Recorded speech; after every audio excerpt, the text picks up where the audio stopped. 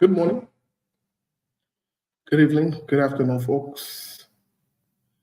Welcome to today's edition. Welcome to the show. As you join the show, please feel free to share and invite someone. Let's share the show as we are joining. Let's share the show.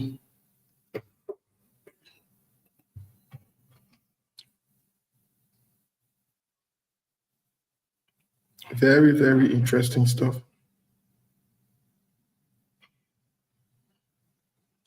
Let's share the show, please. Let's share the show. Good morning, good evening, good afternoon.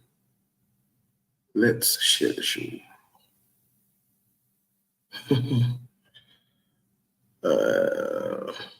As you join us, tell us where you're following us from, please. Tell us where you are following us from. We'll recognize you.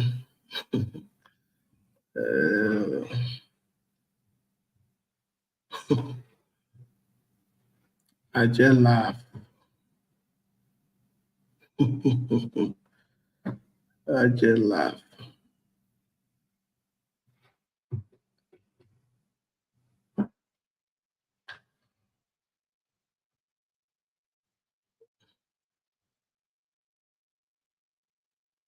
Let me see. Let me try this.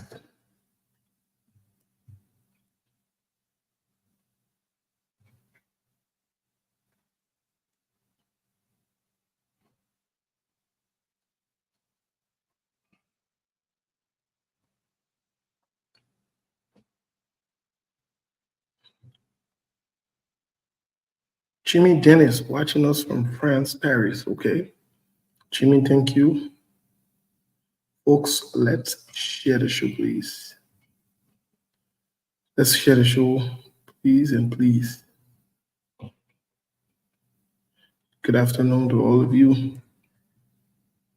Anita Augustus is watching us from Liberia, Monrovia, SKD community.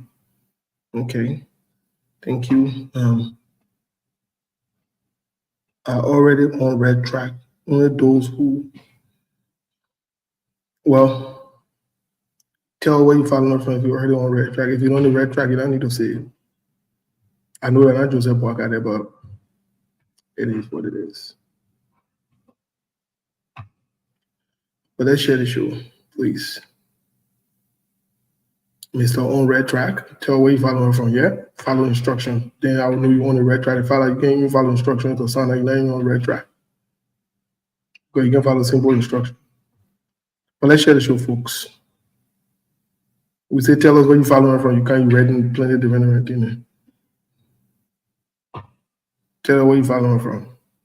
Start with that simple instruction first. Then we know you're serious. Let's share the show, folks. Like I said, we have a lot to talk about. We do have a lot to say today. Let's share the show. Yatta Burnett is following us from Florida. Yatta, thank you so much.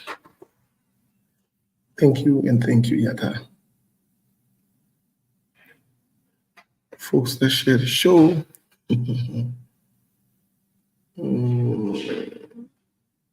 Daisy Davis is following us from Texas, Houston. Daisy, I hope you guys are safe and well out there because of the flood in Texas, in Houston. I hope you guys are doing well. Is that Salome Weeks from Washington State? Hey, Salome, how are you?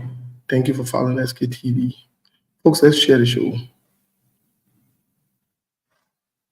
Let's share the show, please.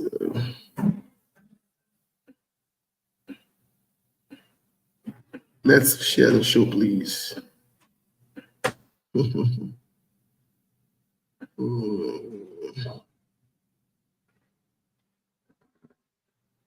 don't know how we're saying that, bro. Yeah, let's share the show.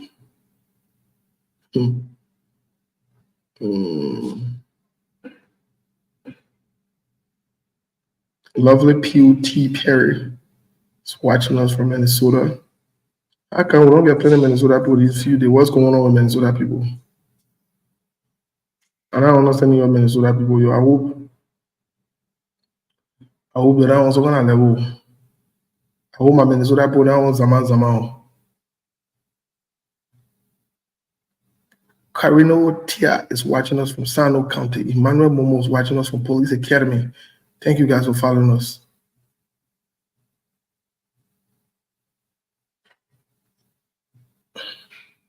Let's share the show.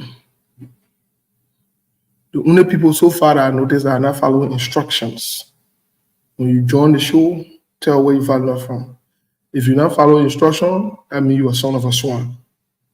That means you are son of a pig, as you claim yourself. So, not only you are seeing writing JNB, they want JNB that one. We'll give you a simple instruction. Rudolph Perry is watching us from Maryland. Thank you, Rudolph. I think we're saying all on the shoes there. Let's share the show, folks. Let's share the show. Give me a quick second. Let me take a quick music. There are things we can do. We bring in good news and we give it to you. We judge it for podcast technology, people and culture from here and up out of the globe. Monitor people who willing to serve. Blessing that time and the effort of rest. The project we give it up here and the payment from there. The welcome and life without fear. A lyrical healthy Master Play Paris who make on you. I can't ask you if you been you. Say my journey, Tina can ask say my jamo. And you say no money, the more I get you. And you love me, the more I get you. SKTV the best in Liberia. SKTV the best in Africa. SKTV the best in Mama Liberia. Must survive the lofa and grandfather. And I didn't ya to money, and I said ya to money, and I can't play ya to money, and I could do ya to money, and I didn't ya to money, and I said ya to money, and I can't play ya to money, and I could do ya to money, and I don't get ya to money.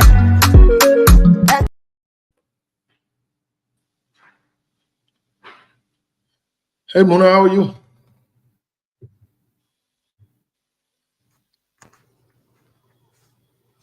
How you doing? Super. What's going on? Nothing much. How are you? Yeah, country is fine. Well, you guys say you're enjoying the country or not past budget and all the different things, and you're getting your own machine. So you're looking like live like you're just unsolved live now. I'm gonna solve that. You'll get money. You'll get machine. Yeah, man, thank God. Yeah, at least we thank God. Because at least I will go from Nima County coming to Edgewood. Yeah, so they're not facing it? They're not facing it? Yeah, although it's not quota, but at least the grading process and thing working the road, at least now you can leave from Kurenjika today, you get Morovia and you come back. You get on car from the County straight as Wedgewood. Yeah, at least thank God for that. So when they're praying for the quota, yeah, from the County straight, Nigeria County. So you are in Swedju currently? Yeah, Swedju. Okay, that's good to know. That's very, very good. And today also, it was a massive cleanup campaign today in Nigeria County, where in the superintendent, Honorable Ellis Chetia Grand Central Committee, headed by the steering committee, headed by one Mr. Bill White. And there was a massive cleanup campaign in Nigeria County, where in the superintendent himself, he was part of the cleaning up exercise. And the joint securities as well, the city mayor, Ella hierarchies and things. They all come out in numbers, including the citizens, making sure that Granger County is clean and green for the upcoming July 26th celebration. Oh, so Yeah. so let me get it clear. So you're gonna only clean the city when you're having party. We're Or on you're- a party, but the priority has made it because the 26th is coming. The 26th is coming. So yeah, want everywhere. We can clean our place every time, but this one is extra. Yeah. We're in his with himself. Yeah, he was on his feet this morning. Securities, the city mayor, everyone. Yeah. So that means Entire after the July 26, you go back to business as usual, 30 city, 30 place. no, that's the for team. Keep cleaning up. We keep cleaning our city and up Be that past story. Be county. that story. Yeah, now you bring the story, I was like, we'll get into it. From January to December, the city dirty. When you got 26 coming, they're clean. For wedding, I was there always clean. I only city, right? But entire Green County, always clean. You know, but they did it so much extra. Yeah. But yeah, we saw this, we can see the same Saturday in Monrovia, the whole place dirty. Soon July 26 coming, they didn't get it, they feel live, that kind of. But anyway, folks, thank you for joining us today in the program. Yeah. We have a lot to talk about. Our Okay. team members from Liberia here. As always, today is July 16, 2024. Steve, I'm joining from Phoenix, Arizona. Up here, we have Mona and Milburn joining us from Liberia. They will be giving us current updates in a minute here. But really quick, as always, the Liberian people are the most important people on earth. And most importantly, the Liberian women are the most beautiful women on earth, as we have always said. We are yet to have a counter argument to that because it's a fact. Our men, Milburn and joining us from Liberia here, you know, like I said, share the show. The show, I know, promises to be very interesting. Will be very hot. We do have some updates from the United States as well. We'll bring you other news. A lot of other news they're happening. So Senator then creeping behind closed door and begging, but a lot. 20 funny thing in the town. Let me put it that way. Let's share the show. Invite someone to the show this afternoon. The conversation today, we'll try to stay in the conversation. Call us for Liberia to call. Can Jose Yoman Boaka administration get on the right track? That's what we're going to be discussing today. Can they get on the right track? We want you to please share the show. In other news, Bob Menendez is a current sitting Democratic senator from New Jersey. I told y'all on the show, America get different states and I can do different things. Minnesota, New Jersey, Maryland, I think Iowa and North Dakota they're getting in the list now, but they joined lately. They are the state then where they can gossip. When you hear gossip in a country, in America, they play where they can gossip. I'm giving you a direct code at the state then where they can gossip. Most of the gossip for the children put it in like a tough one. Can you imagine grown women there coming on Facebook, spending 7-8 hours when they talk in there all day gossip? So that the gossip state. So for New Jersey, they got we can call it like more like an eating spot. And not Kobo shop, but an eating spot. They can sell drink, they can sell different things in there. They're not entertainment spot, but I get eating spot. To call it Wawa. They can sell breakfast and they can sell it funny different things in there. So the guys that play near the Wawa, they can go there. I play Stanton, they can go to go gossip. Stanton, Eugene, Fagon, and they can meet them. When they want gossip, I play, they can go. When they want divide criminal money too, they want to get them small money, put it in a packet, they can carry some money there, they get them small money. So New Jersey State Senator Bob Menendez has been convicted today. Can you imagine a sitting senator? Let me say, I send the code to our senator, then because me back and saying direct code and indirect code. We don't play games. Can you imagine a sitting Democratic senator, a senior sitting Democratic senator has been indicted today? And not just indicted, they found him guilty. I think there are about 16 counts Senator criminal Bob Menendez is 70 years old. They're calling him criminal in the country. Nobody calls him. They don't say anybody calling him. He is found guilty. Yeah. 70 years old man, senator. But I told her, I said, old people, and I see old people who grow up to be criminal and they crook. I know that, and I see that. So age does not exempt you from being a criminal. So today is a huge blow for the Democratic Party against a sitting Democratic senator. He took bribes. Yeah. He took bribes. Guess what? He recklessly also here his wife. His wife is going on trial too for the same thing. And you see seriousness. When we tell Joseph Boga and say you move Jojo and Tantan from the politics, because when North come, it will come to your hall. We can talk to some of the things because we mean it. So it's a huge blow for the Democratic Party today that a sitting senator is very shameful, embarrassing, is found guilty. I hope and pray they will find his wife guilty too. Let the whole family go to jail. Even the dog in the hall, they might find him guilty and carry all of them to jail. Yeah. We let justice, we let accountability. So we got a criminal senator, just so you all know, is announced today. Monk, what say you before we go to our fellow panelists and members of the team from Liberia? What say you, my man? Bob Menendez, and we are told that his wife is also going to be on trial too, but her trial delayed just a little bit. And I'm saying I thank the justice system here. I'm very, very happy. I don't care which party you are from. He's 70 years old. He's a criminal, a sitting senator. Shame on the Democratic Party that they brought a criminal senator. And it's a disgrace. And I hope similar thing can be replicated in Liberia. Go ahead, please. Monk, what say you? Well, Bob Menendez's story is now a new story. He been on the radar for a very long time. He the one just been fighting. He been indicted a long time ago. It's just like they just bring the case to fruition. And the one thing I know when it comes to bribery, the one crime that most lawmakers are susceptible in America is something they call insider trading. Every single lawmaker in America sits on the board of a corporation, and sometimes they use classified information to profit out of it. So it's like a society. If you're inside, you don't know. If you're not inside, you don't know. So when you fall in the radar, they will say, okay, you committed a crime, but equally so that the same game everybody is playing.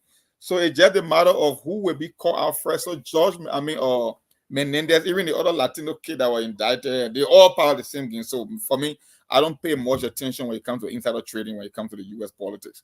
And the feud story that caught my mind today was, Porky Campbell won with 99.15%. That is unprecedented in war history, because I don't know if we want to stop that party and the kind of a development that is going on in Rwanda. I mean, even Ronald Reagan at 149 out of 50 states, Porky Campbell able to beat that record. So it's something unprecedented. That's good news for Africa. The country is on the march. It's been transforming its country to, I would say, second war. It's not third war anymore, because Rwanda now, they are producing cell phones, they are producing cars. They're not building engine, but in terms of hard tech, they got a tech industry in Rwanda. They got the cleanest cities. They got one of the most transparent government in the whole world, not only in Africa as a whole. So why would you want to change a guy like that? You want to make him I would say, if you want to make him a king, even though it's against democratic norms. But if you get a president that is giving the kind of a breaking record, that is giving you that the entire war is kind of a focusing on. I mean, Porky Campbell is almost here like every 2 to 3 weeks to come to speak on university campuses and tell people about good governance. So he's not only the president for Rwanda, but he's an advocate for good governance around the world. So I don't see him leaving power anytime soon. And the people of Rwanda are not about to put that party to an end. So they will keep him going for a long period of time. And other than that, I've just been following some expert when it comes to security, especially when it comes to the Secret Service protection and security vulnerability in law enforcement. I've been listening to retired generals, not general, but retired chiefs, and from the Canadian government, from New Zealand, from America, the five I. There are 5 English-speaking countries in the world. They call it 5 I: America, Canada. New Zealand, Australia, and I think Great Britain. They share classified intel. So most of the time when it comes to the security issue, I listen to the top guys, top general and security personnel about security breaches when it comes to assassination. So, and Front Page Africa today carry off history, but I think I will stop there. Maybe when we come to the second segment, then I can, because I think I already explained about Rwanda. Yeah, most definitely so. The same thing could be said about Ariko Paul Kagame. You know, from an international standpoint, you know, he won, like Donald Trump would say, bigly. Paul Kagame won bigly. His work also his works are also reflected in his winning, and so in as much that, you know, there could be some skepticism, some people could have some reservations, which is their right. But the truth of the matter is, he has been doing well for his people. I mean, it's unprecedented, but I mean, it is what we have seen so far from the people of Rwanda.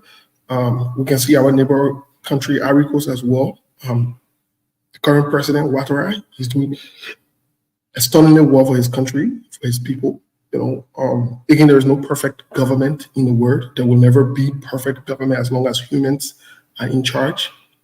But we're talking about prioritizing the needs of your people over corruption and stealing.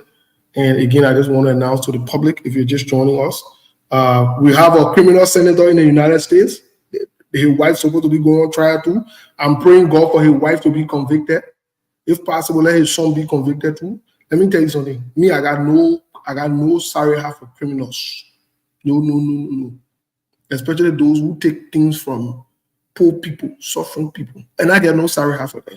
And I don't be diplomatic with them, because criminal can steal, they can kill. So me, I'm not sorry for them. So I just wanted to say that to you, all my people. And the blue we air right now, that where we are. So let's start with Muna. Muna, how is that side of the country? What's the latest news? What's going on, and how much is the price of bag of rice and gasoline? Okay, thank you.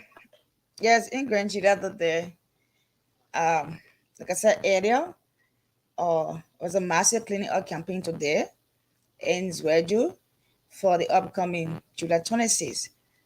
And the superintendent himself set up a steering committee headed by one Mr. Bill White.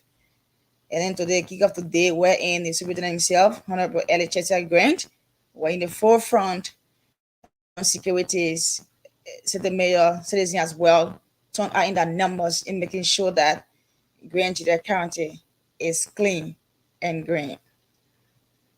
And the gas price and things varies. It's not really stable. Some place 1,950 and then the rest to like 3,500, 4,000, just like that. It's not really stable. Yeah. No, yeah, good. Yeah. Thank you, Muna. Let's have Milborn quickly bring us to speed, my man. What's going on that side of the country? So, well, before that, let me say good evening again once more to all of you. And even though we a little bit into time, but today is the day, and I want to appreciate all of you for allowing us to celebrate this wonderful day, and also making all of the support that my wife and myself today, that we were able today to witness, or in fact join together as husband and wife on this wonderful day today, the 16th of July. So let me say thanks to all of you, the SKTV family, and Sekou, Steve, and that Representative Monk, and all of you for the wonderful support given to us during the time of our wedding and so on. But so let's move on quickly to our major happening in Liberia. So again, there are so many things happening, ranging from the Liberia Council of Churches call for audit into the $22 million that was given to the Public Works Minister to carry on the road exercise. Mind you, sometime months ago, the Public Works Minister, they requested for 22 million USD from the national cover for road maintenance. And according to the Liberia Council of Churches, corrections, maybe they sensed something like corrections into that money. So they are calling for audit into that amount that was given to the Public Works Minister. Again, quickly, these are some the later news having to be the most talk about Daddy's story. Pastor Benedict Twere of Flaming Fire Church was summoned by the by the national government for him to asked a question as to all of his talk on the radio. Mind you, quite recently, the Flaming Fire Church pastor was talking about, in fact, running some curses on citizens. So the Liberia government called him for questions as to why he was maybe using the curses, or maybe why he was saying this thing on the radio. So they called him, and if he refused, according to the information minister, his radio will be shut down because he used his radio to run curses on the Liberian people. So that's some of the later news. And this one also coming from the court, according to our courtroom reporter. The Senate Pro Tem was today on scene at the Supreme Court to witness the convict Julia Manascott, who was convicted for murder alongside with 3 others, appeared today in court. And according to our courtroom reporter, today the Senate Pro Tem was seen there today on the case, and for what reason we don't know, but according to our reporter, she was there on today. Senator Yomble Kanga Lawrence was at the court at the Supreme Court on today. So far so good. These are some of the major happenings. As we go along, any other news, we're going to chip in or maybe inform our people about what's going on as we continue with our broadcast. Thank you so much. And again, let me say thank you to all of you for the support, again, giving us during our wedding. And today is the first wedding anniversary. Thank you again. Well, Melbourne, thank God, 1 year, many more years to go. Happy anniversary again. Folks, that Melbourne, who you celebrated wedding a few months ago, that 1 year now. So if you drop anything, you will go to Melbourne tonight. I mean, Melbourne power, but my only warning to Melbourne, I don't want to get a shower again right now. We need to rest our body. So put yourself together. Yeah, man, been married for less than a year, and he waking up giving relationship advice. Only thing that pissed me all this morning, I saw on Facebook how to. Never happy anniversary. I like, dude, you even 2 years in the wedding year, you start giving poor relationship advice, and how the hell going? What's going on here, dude? You are giving relationship advice? I'm telling you, the man telling how to have a I like, you know what? No, which one? No, Monk, please. No, you see, Mom, you gotta hear which are you talking about? The one that talk about the secret to a successful marriage? Yeah, well, what are you think I'm talking about? Good. Any secret to successful marriage? When you okay. 1 year now.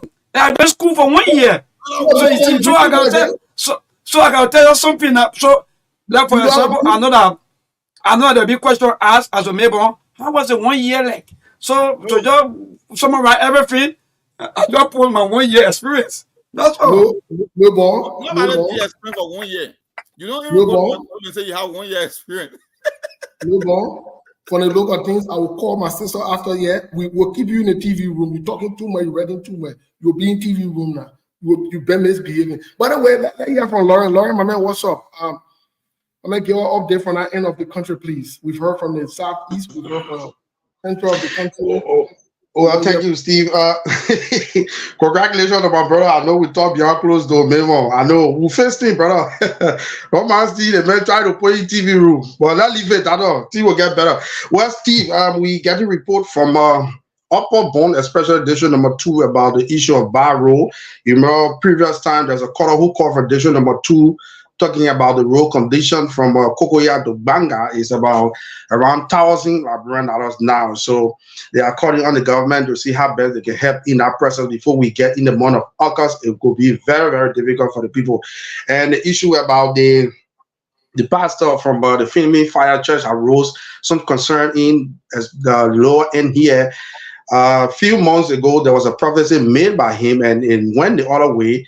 So that information spread on social media. Other people were playing it all around. So a few days ago, he went on his platform, sending go out on people. I think I sent the photo of him to you.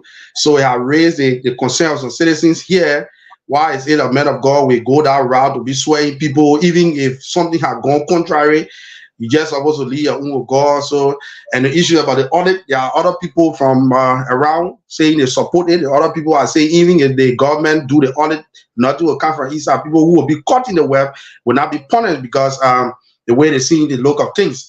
So, so far so good. That's one of the major things, the road condition of our people in that part of Bong County. And remember, the Senator Moore is from District Number 2, Bong County. He served as representative before going to the Senate. So, they are raised serious of concern for the people there in that part of Bong County. Thank you so much, Lawrence, for the update from your end as well. Folks, let's share the show, please. The first thing before we get into the politics of the day that I wanted to acknowledge is I want to say thanks to the council, the Liberian Council of Churches.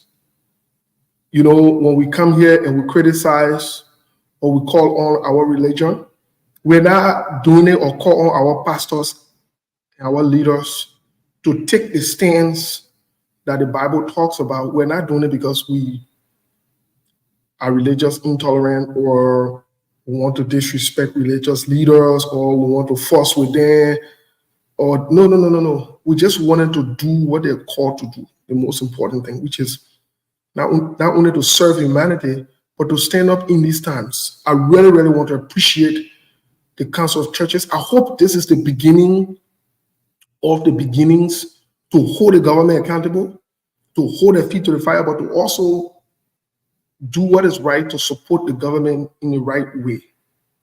Because warring and chewing gum can happen at the same time.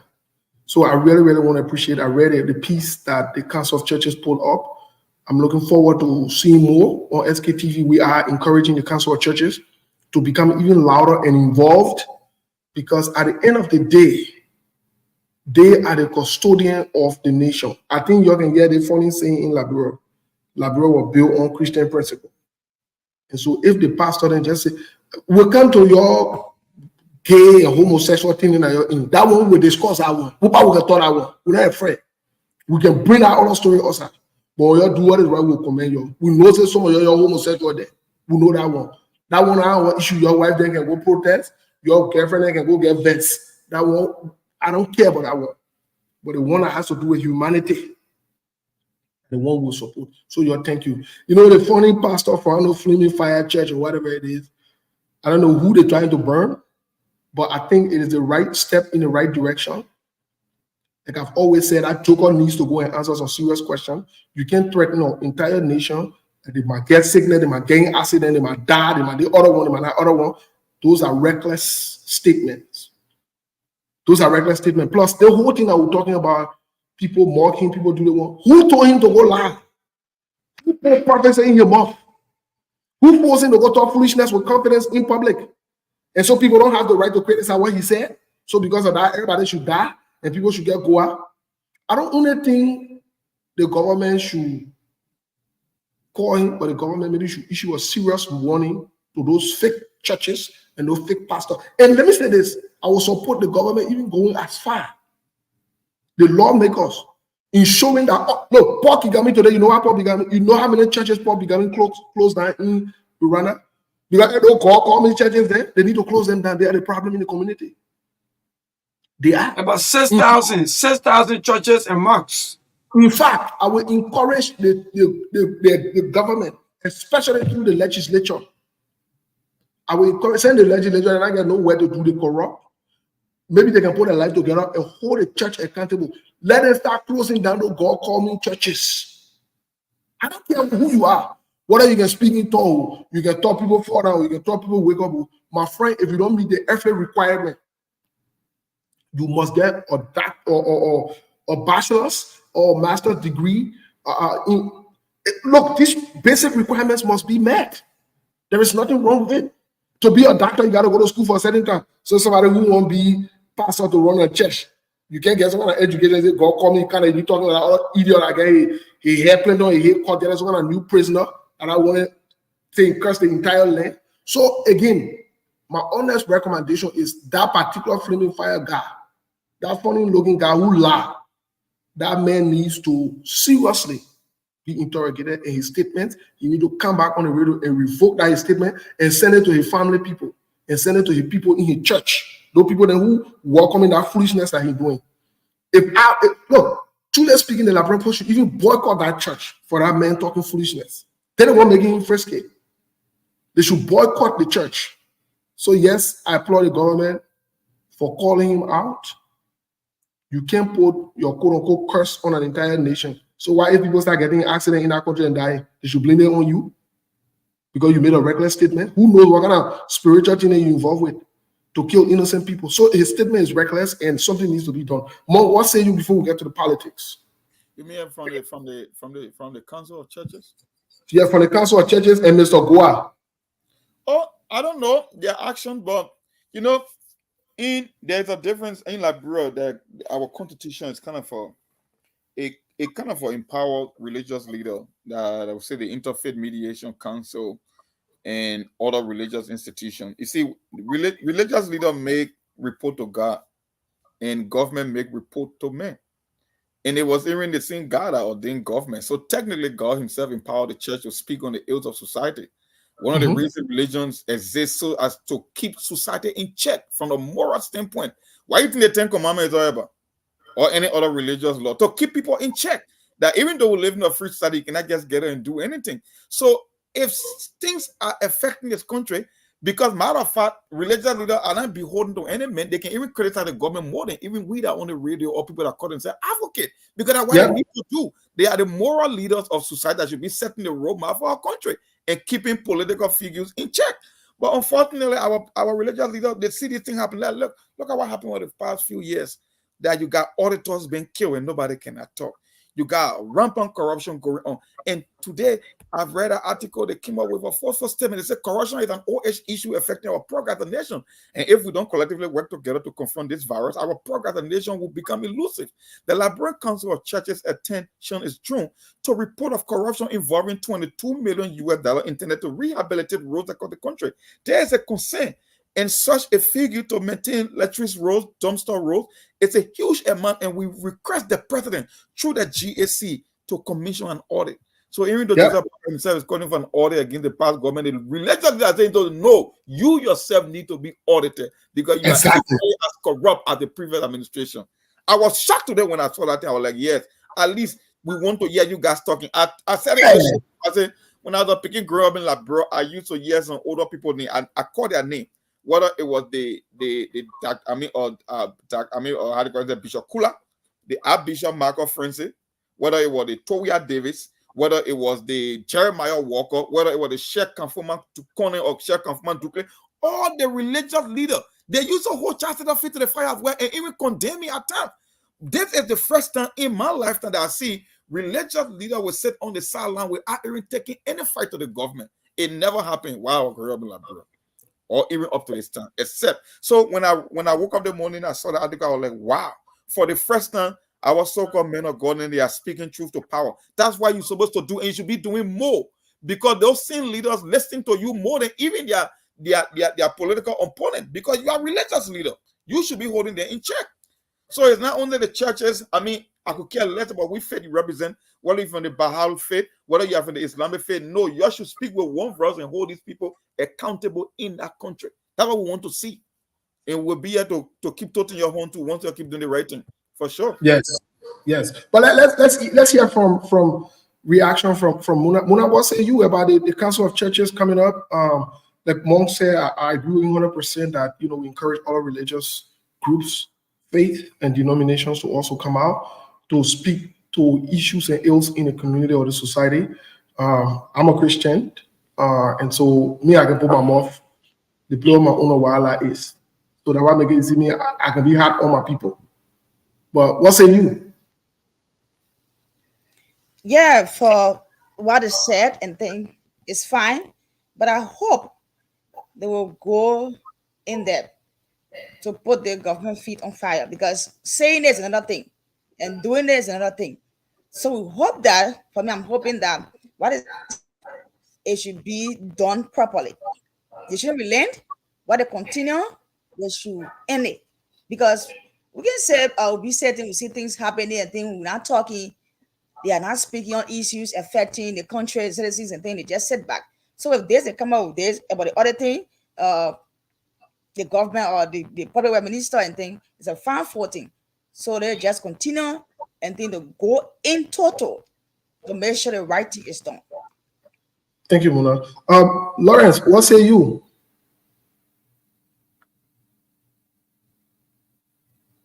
Thank you, Steve. The issue about the audit, as I said yesterday, I'm in support, but we want to know how effective it's going to be and what are those things, what are those mechanisms we're going to put in place for the audit. We don't want for the audit to be like the issue about the assets recovery team that when someone away, we can't understand it up to present. So if they want to audit, I'm in support. I support it 100%, but it should be done in the proper manner. Before tomorrow, the resetting level, Team Chakla again away, Chakla with the asset recovery team. So I'm in support of the audit, Steve.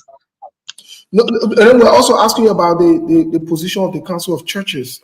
They wrote and they give us strong position. Steve.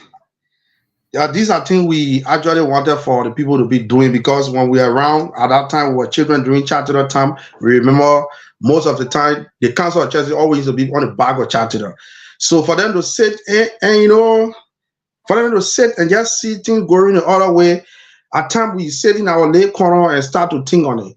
But the step they are taking, I support it, and we hope and pray that God will help them through to see whether the government will be able to listen to it and do exactly what they are saying for the government to do. So I support the Council of Churches.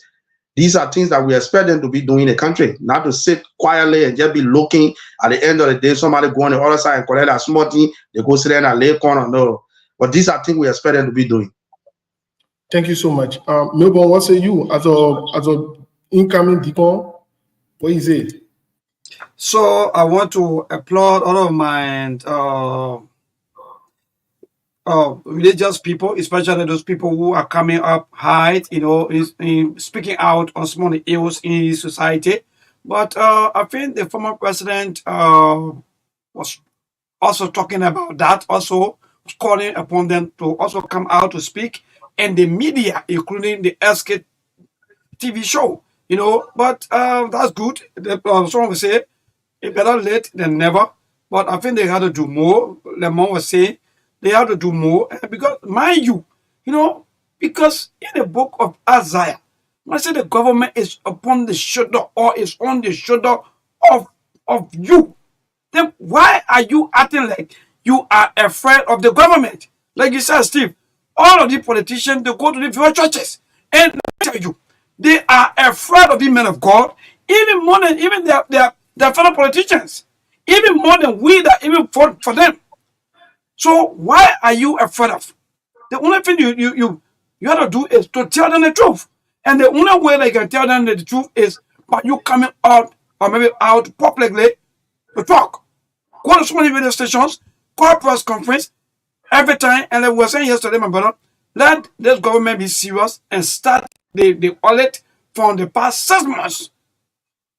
That's the only thing. But to just sit by and just be grabbing this and that. So I want to say thanks to the Council of Churches.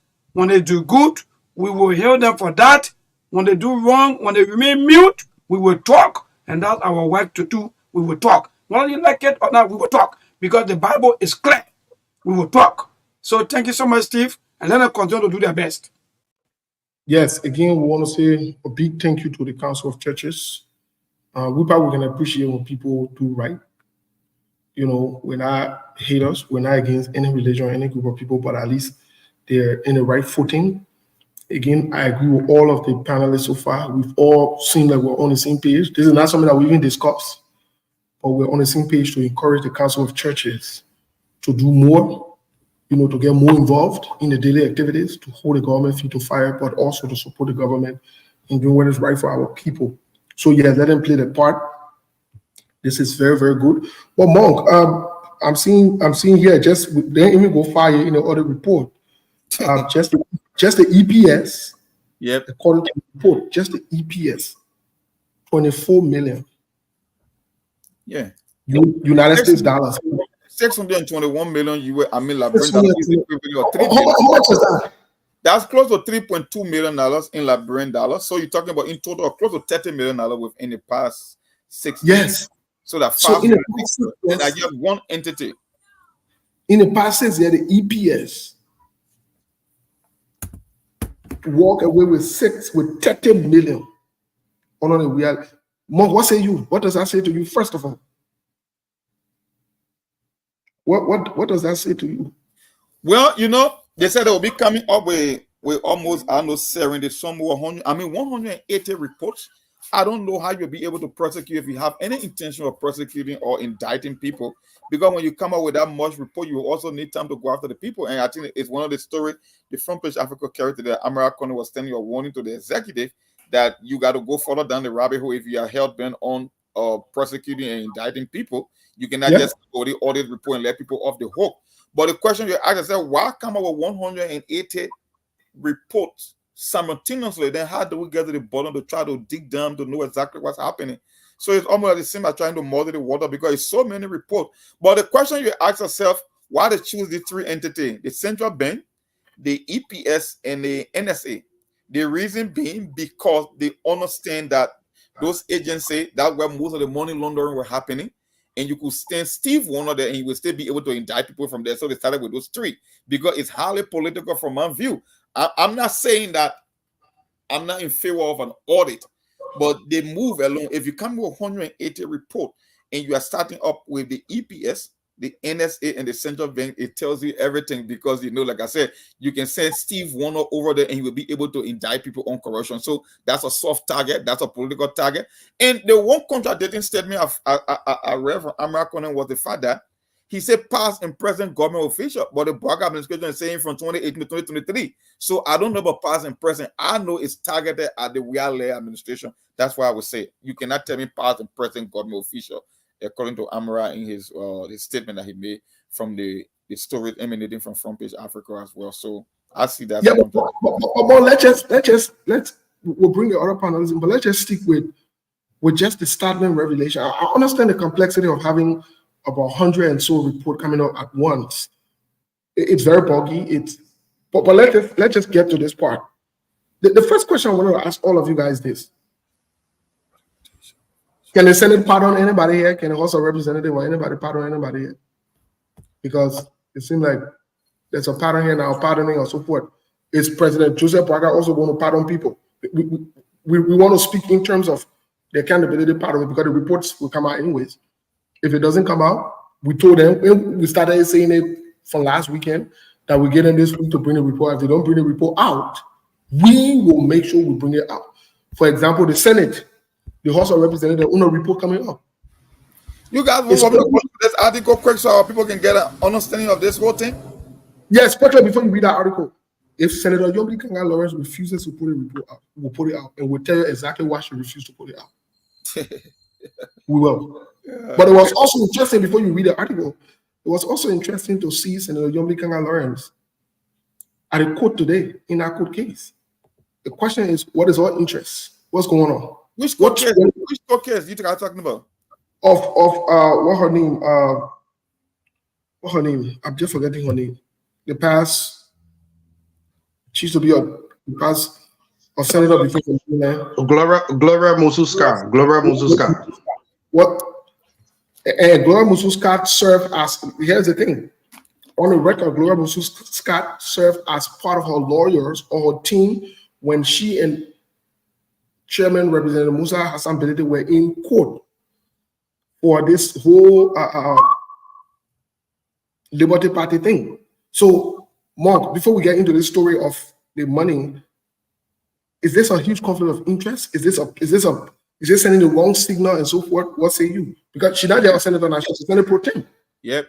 It could be, and one of the fact that's why the Unity Party people sent a signal from the beginning. They were so invested into the Gloria Mususka case even before they took power. So it's not strange coming from the rescue auntie that they are so invested in this whole Gloria Mususka situation because they even showed that they could pardon her as well. Like, I mean, even before the election, I think you saw the thing playing on the social media. You saw a lot of video clips, and even the rescue father himself, they all gave that inclination or show signal that they were leaning towards this thing. And maybe not sitting well with the rescue train, and they will do almost anything and everything to make sure that she can walk out scot-free. I don't know. I wouldn't say scot-free, but whether it's a pardon or whether, I don't know which kind of attempt they're looking to use, but it seemed like they got more interest in the Glorious Musu Scott case as compared to anything right now in the country. So it won't be shocking to me to hear that Nyomli Kanga wasn't attending as well.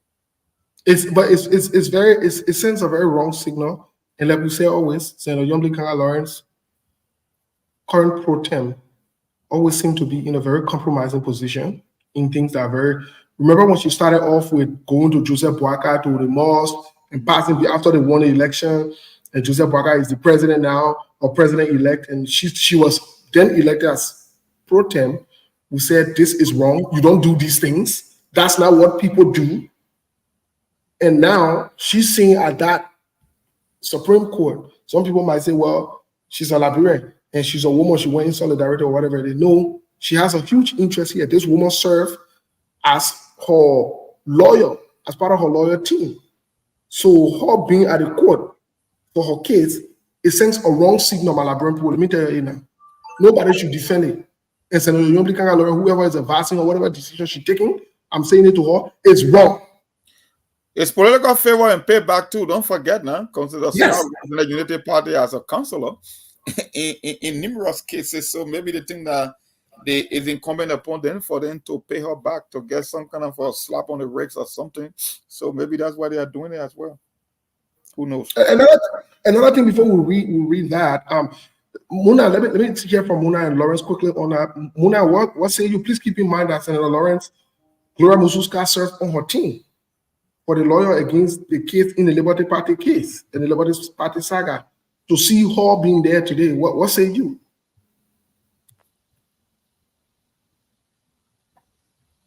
Okay. Thank you, Steve. I think seeing a senator there at the court today isn't a bad thing though, because Liberia is all that we have. We are pushing transparency. Now, something happened, right? And she was indicted. What happened? And what happened is that she was like pretending and pointing fingers for all over, all around. Now, why is it that the law can take its course? Because we're talking about justice here. Let justice be done to all. Now, you being a lawyer in the party, if you found guilty, let the law take its course. But then see the part of the Yamika Lawrence and thing, I don't think it's a good signal. Yeah. Okay. Because why is somebody do it? And then what will happen? Okay, thank you. Lawrence, what say you? Steve, in the politics in Liberia, people always feel once the issue we got certain thing we can call payback. If you do good for me, I also come back to pay you back. Once the former Chief Justice is serving as the lawyer for Senator Lovely or Kanga Lawrence, so she have to be there to pay her loyalty to the woman to see how best they can do that under somebody. But the law is the law, and we hope and pray that the law will take a course. So once you go there, it means that the woman not go there, so she got to be there too to show faith. So the Liberian said, when you do good for me, I'm supposed to be on your side. If I'm be on your side, so she had to be there to pay her own loyalty, Steve. Yeah, it's very sad and very unfortunate. Very, very sad and unfortunate. I know Milburn left us, but more before you read that article, which will base on to see if the Unity Party is on the right track. Part of the Unity Party's agenda, which is the World Economic Crime Court. There seems to be some international noise coming from there because Ambassador Van Schaak is calling out Dr. Allen White. Yeah, I saw something like that, but I didn't skim. It's very disappointing and very sad. This is what she said. Let me read that quote really quick.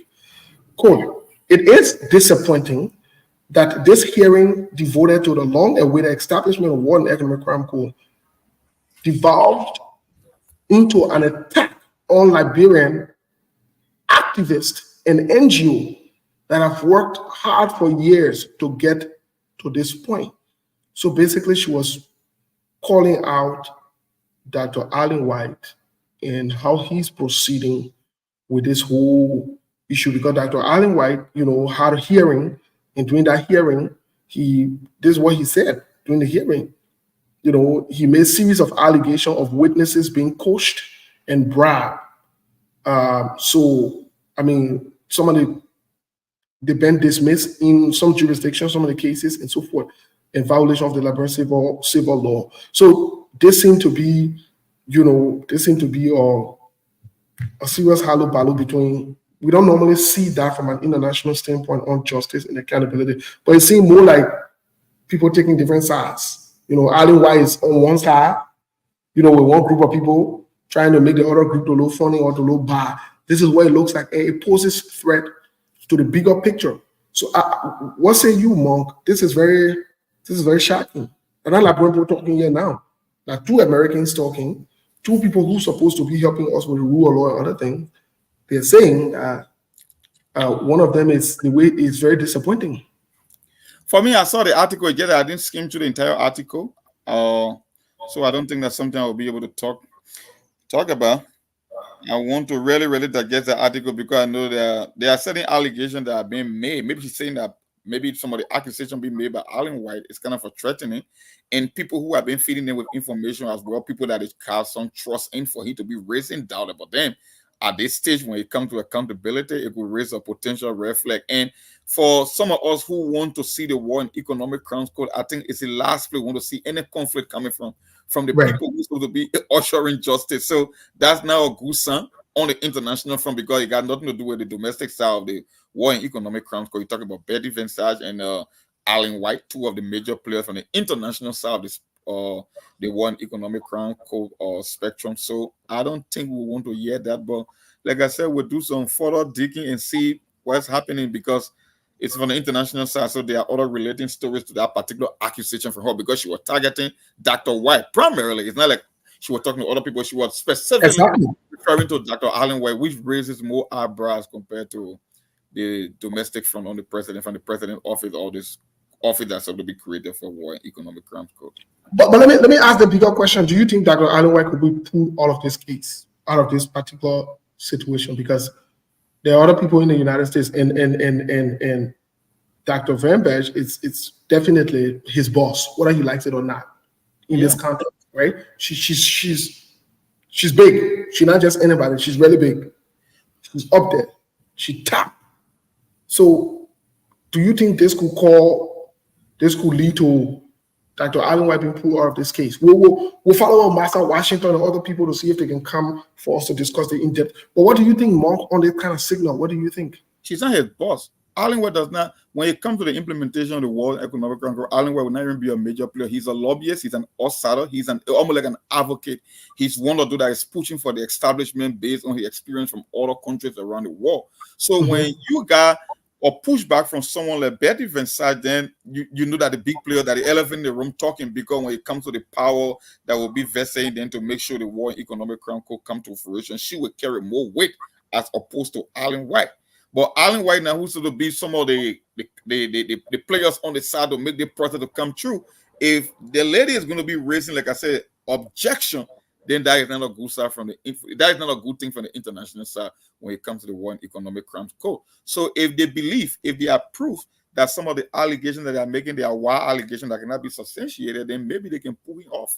Because matter of fact, he's not going to be on the main team. I mean, even though he's a lobbyist, he got expertise when it comes to prosecuting war criminals. He's a lobbyist. He got a firm that work around the world. But when it comes to pulling the screen and making the calls, Dr. White will not be the one making the calls. So I want to pull him off. Yes. Most definitely. So we'll also try to make contact with Dr. Allen White to see if he can clarify some of these things or, provide context, because this is, like I said, this is complex and conflicting and confusing for the everyday Liberian people, that the people who they're looking up to get it one economic crime code thing. They see that they're holding open firing squad. You should know you don't want that. You're not on the same page. You don't want to know. When I was saying you to to see the two BB people there or the two people there who, looking to spearhead this thing or to somehow draw international connections and get donors and other people to help with the World Economic Crime Code. They seem to be now on the same page here. What say you? How do you react to this? Come again. How do you react to this? Dr. Allen White and Dr. Beth, they're now on the same page here. Dr. Beth seemed to be calling you out. How do you react to it? I'm not getting coming cracking. I don't know the network. I think it's from your end. Yeah. Coming in cracking. I don't know. Yeah, go ahead. Listen. How do you react to Dr. Allen White and Van Beth not being on the same page at this time? For the work call? Yeah. But then what if, because they be looking at Dr. Allen, the other guy. I don't know, maybe because it will bring some sort of is it injustice or something. Yeah, because they work on code and thing entering Liberia is not easy thing. So and then when the two sides are not working together, then I don't know. Okay. Well, let me ask the question of the day before we go into the article that Monk will be reading for us here, and we'll get into it a little deeper. Monk, and all of you guys, but we'll start off with Monk. Do you think that Joseph Yuma Boakai-led administration can get back on the right track? Can you think this train can get back on the right track? They are more than capable of if the president, the commander in chief, is going to take an initiative there. They are just 6 months into the new administration. They got 5.5 more years. They can recalibrate. But like you said, it takes political will. It takes a span. When you're trying to let me tell you something, my brother. When you are into politics, it's not like corporate. In corporate, like I keep telling folks, it's about meritocracy. What you bring is how they will compensate you. In politics, it's about decision making. And some of the decision making will not be some of the nicest things you will want to get. And you are not trying to be right or wrong in politics. You are trying to make tough decisions and live with the consequences of the decision that you make. So when you enter into the world of politics, you're not looking to be right or you're looking to be wrong. You only want to do the best. And when you make the decisions, some of them will not come all right with people. People will criticize it. They will raise the red flag. But at the end of the day, that's why leadership is all about making tough decisions in critical times. So they got all the time in the world to recalibrate. But like I said, the way how it started, I don't believe that they will have that political will to turn things around. I mean, in terms of making, especially when it comes to accountability and transparency, because that's why the council of churches are literally raising the flag. We welcome the idea of an audit, but why is the essence of an audit when the guy who is conducting the audit is as equally as corrupt as the previous administration? They mean like you watered down the audit. So I don't know. In other segment in government, they can make it happen. He can do some good things, whether it's infrastructure, whether it's agriculture, whether it's about efficiency. But then we talk about ability and capability. For Joseph Boakai age level, look, that job is the most difficult job on the planet to be chief executive. You are responsible for millions of people. It's not an easy thing. It's not only about the idea, it's all about the strength. Steve, as you age, your energy level decreases. So even you can have great ideas, but if you don't have the energy to even execute those ideas, those ideas just become ideas. It's nothing. It can't come to life. And we keep saying the thing. Look, the reason you find a lot of leaders are being effective because they are more younger, they are mobile, they can visit 2, 3, 4 offices on any given. Do you know that during the top administration, top used to be catching somebody cabinet member off guard? He'd be the first to their offices before they even get there. He'd be there waiting for them to see if they can come to work on time.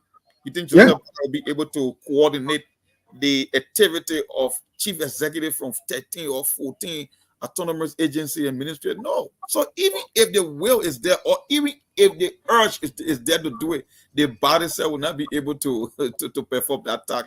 So I will leave it as a toss-up, but I'm not too bullish when it comes to turning things around. He can do it.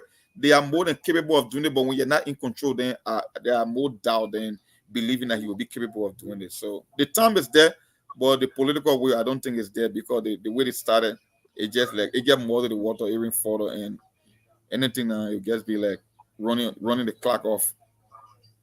Okay, I know Melbourne reconnected with us. Before we come to Melbourne, Mona, do you think the Joseph Yuma Braga led administration can get back on the right track? Is this possible?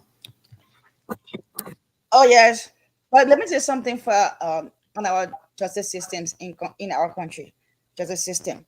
Now, for instance, if I'm gonna do something where me going to jail to serve like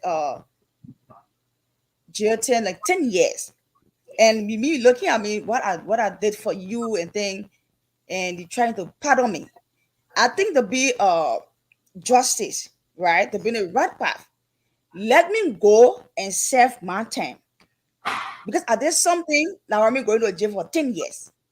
Let me go, because when that is happening, you will see some sort of system, a good system in our justice system. We are friendly and thing, in court and thing, and then trying to meet the judges to pardon me. So what become of my crime I committed? Now, going back to the JNB administration, you know, they can get back on track, provided they are prepared to put in transparency, to turn new page, because the whole rescue something I don't know. Because transparency, accountability is so much important in our society. Yes, they can get back, but provided if they are prepared for the right thing to be done. Because you would say, because I'm rescuing, I'm coming on a slogan, rescue, I'm rescuing the citizens, I'm rescuing the country from this, from corruption, from a whole lot of bad things. But then you come to enter in and turn to something else. They can come back on track, provided they are prepared to put in transparency, accountability for the right thing to be done at the right time.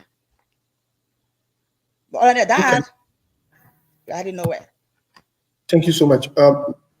Lawrence, what say you before we get to Melbourne? Melbourne will be the last on this one. Before we get into, do you think the Joseph Yuma Braga administration can get back on the right track? Yes, Steve, it's not late yet for the United Party government to get on the right track. They can go in a closet, sit there, discuss some issues. People who not supposed to be taking decisions sit back and allow the people who supposed to make decisions to take the decision.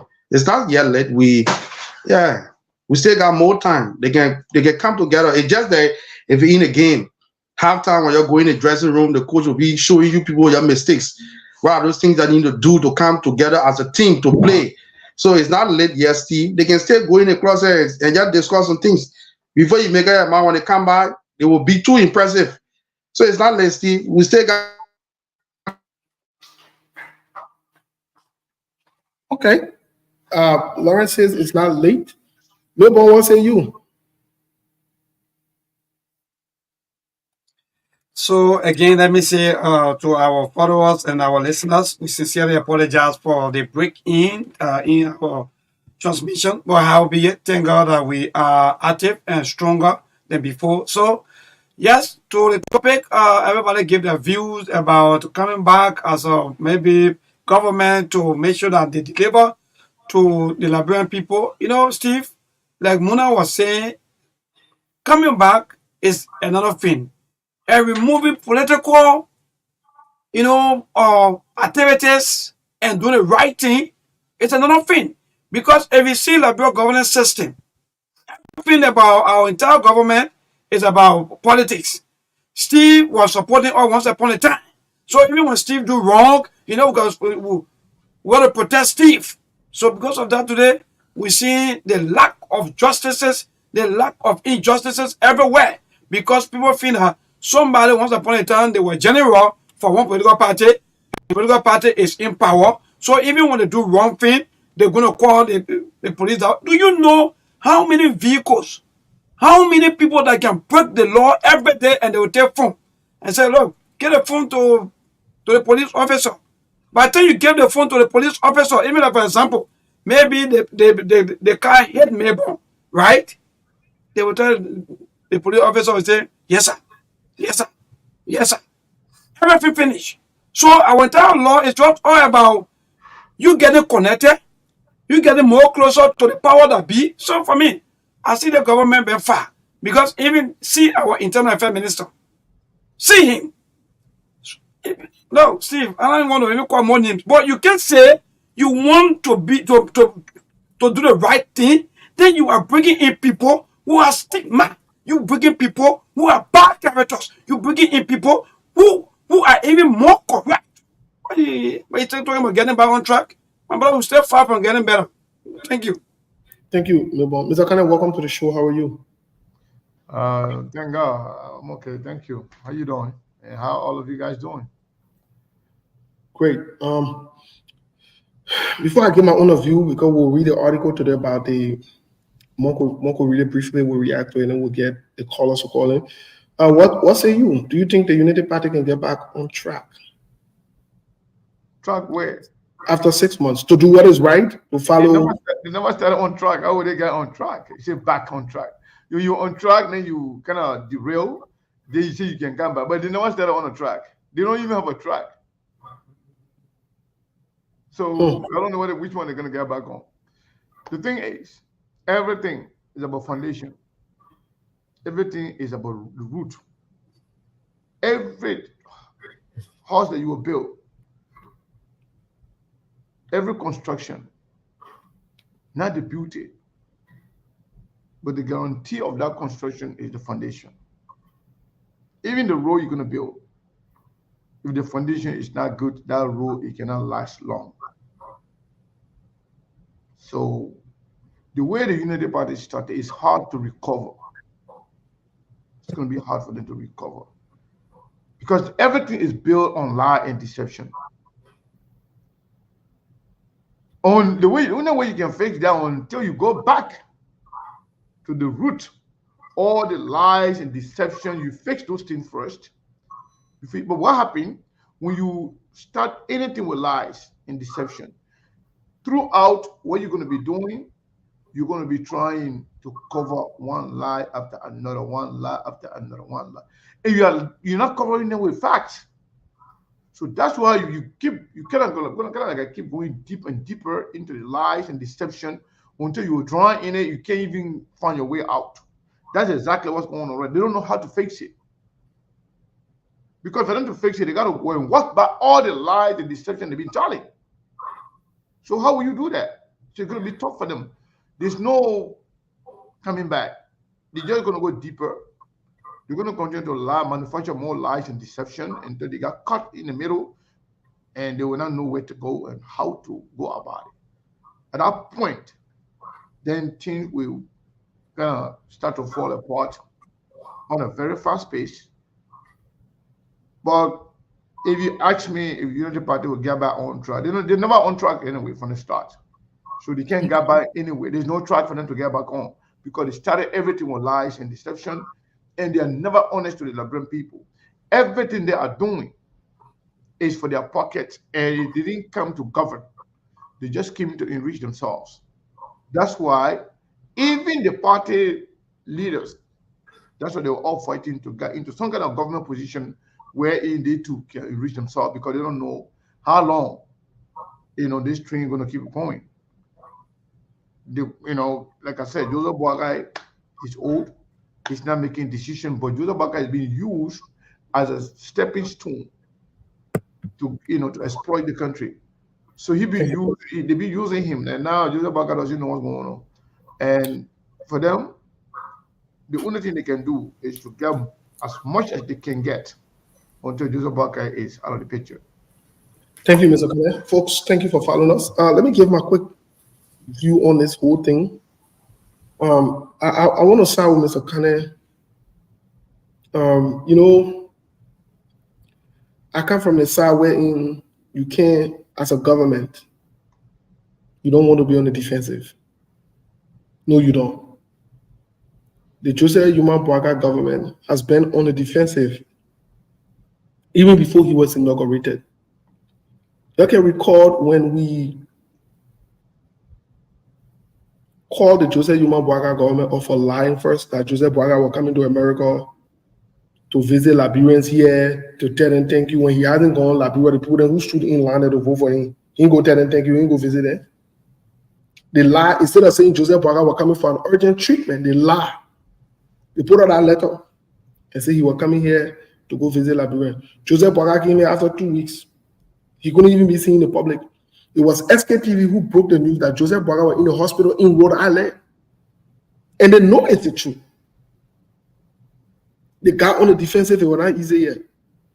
After 2 weeks, after Joseph Boakai was smoked out of the hospital, they shamelessly brought him to a press conference. And he said he went with the flow. That was before he was inaugurated. And we told the government that you can lie to win power. But you can't lie, you can't do propaganda to lead or to rule the people. Fast forward, here we are today.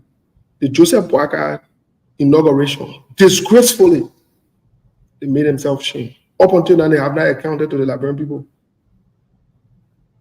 22 million, they can't account for it. They went with some of their friends in the Senate and their accomplices. They said they pardoned them. You know what 22 million is? You know how many $5 in 22 million? You know how many $10 in 22 million US? We're talking about million, we're not talking about 1,000. You know how many $100 can come from there? So, in as much that the question is asked if they will come back, the fact that we got to ask the question if they will get on the red track means that something is not even right.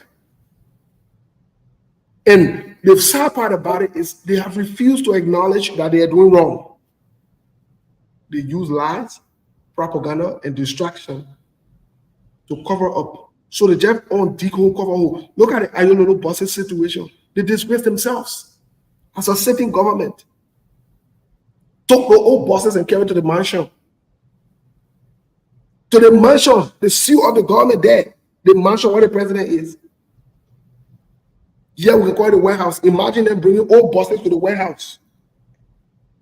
Shamelessly, those buses, they had to take them out of the country overnight. Shamelessly. The same thing with the machine. They brought the machine in the country without the accusation, without the process following the rightful procedures. So let me say it. I don't wish the Joseph Boakai government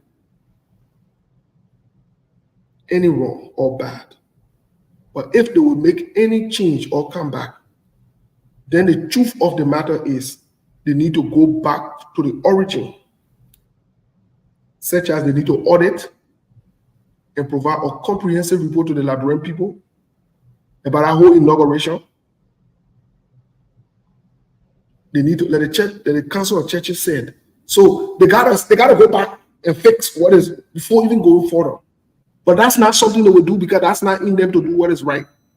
So this issue of them getting on the red track, it will be possibly impossible. One pastor used to say, it's impossible can't. I mean, it's impossible and cannot. So it's impossible can't. So that means it will more likely to not happen. It will just be from one noise to another noise. The same thing happened to George Weah. The 16 billion issue, the building of the condominium. Those things stuck on the government and defended the thing for the rest of the 6 years. 3 months in, they defended those things. We told President Joseph Boakai on his show, that 22 million, the yellow machine that you're joking with, it will be a monkey on your back. It will not go away. And when people are ready to reference you, they will refer to those things. You're taking it for a joke. It's not a joking thing. Until you can come and clarify and who accountable those people. So I agree with the panelists. But Monk, let's get quickly to part of the corruption. Quickly, I know that article is very short. Part of the corruption. A lot of information in it. Yeah, go ahead. Information in it. And that's one of the reasons we can read these articles, because sometimes when you summarize it, like trying to discuss it, some people don't really get it. But when you get through the article, you can find out some information that people know that have privileged us listening. Let me the article is from Front Page Africa concerning I told you the reason they targeted the 3 institutions, because you could send Steve Wonder there and he would still be able to indict people. That is the EPS, the NSA, and the central bank. But Let me go through this article quickly, and you will see where it says here. Okay, the front page Africa story. It said the General Auditing Commission has conducted and submitted to the National Legislature a complete audit of the Executive Protection Service for the period from July 1st, 2018 to December 31st, 2023. The audit report identified multiple issues of significant materiality that affect the operation for the Executive Protection Services for the period under audit. According to the report, the EPS management made payment of goods and services amounting to $24.749 million in Liberian dollars, $621,946,854, without evidence of adequate supporting documents such as the payment vouchers, the copy of the checks, the cash invoices, delivery note, and other relevant documents to authenticate the transaction. Furthermore, these payments were made in the name of employees rather than the vendor service provider, direct beneficiary, or legally authorized representative. The payment includes special operations services and intelligence services expenditure amounting to $15.7 million, expended without evidence of few activities reported as required by Section 21-6 of the National Security Reform and Intelligence Act of 2011 and Regulation P9.2 of the Public Financial Management Act of 2009, as amended and restated 2019, and the Regulation B28 of the PFM Act of 2009 as amended. Furthermore, the report stated that the EPS management received several transfers totaling $3 million and $172.7 million Liberian dollars from the Ministry of Finance and Development Planning through the Central Bank of Liberia without adequate supporting document to explain the purpose of this transfer. The EPS management expended an excess of US $12.1 million between the approved budget and the fiscal outtake for 2018-2019 to 2023 without evidence of pre-approved or recast budget, contrary to Regulation E13 of the PFM Act of 2009 as amended. If these additional funds are required because of increased authority costs, there could not be foreseen where the annual estimate were presented. Application for supplementary estimate shall be made to the minister through the land minister or sector minister or appropriate authority. The accompanying memorandum shall explain how the extra costs became necessary. During that period, during review, the EPS has headed by Chuck and Rabba under the Coalition for Democratic Change government. The GSC recommend that the management should account for the expenditure in excess of the approved budget limit without evidence of supplementary or recast budget and subsequently approved by the legislature. Then it says no account for deducted salary. The report further states that the management did not remit into the government of Liberia consolidated account a total of US $126,860 deducted from the salaries of EPS officers that was suspended or absent from duty without approved leave.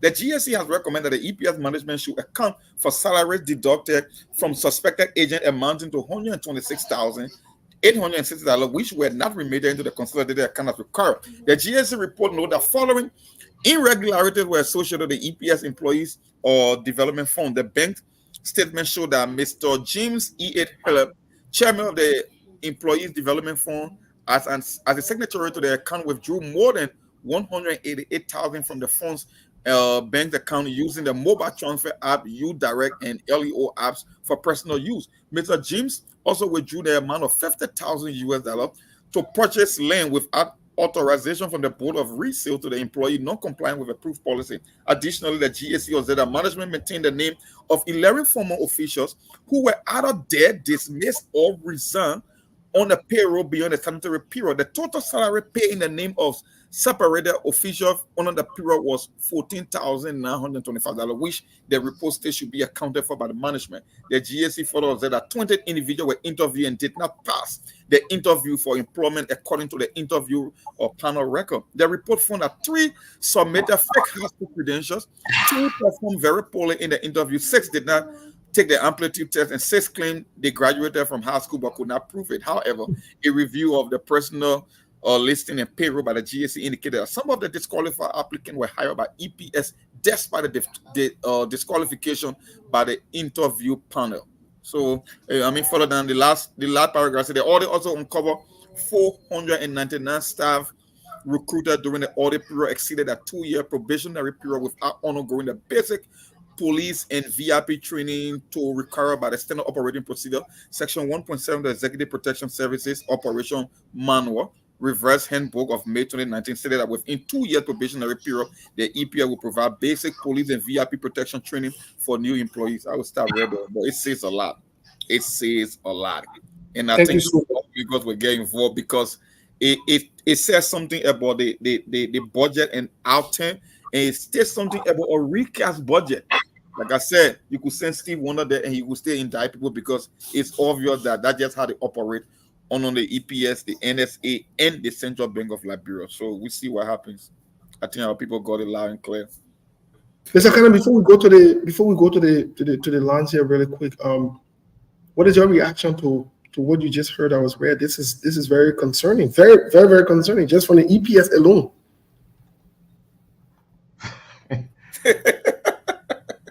Almost 30 million, bro. Just from EPS. I don't know when they get out of the government, how much will be on the hook. So the only problem is about them put their foot in their mouth, because the same Front Page Africa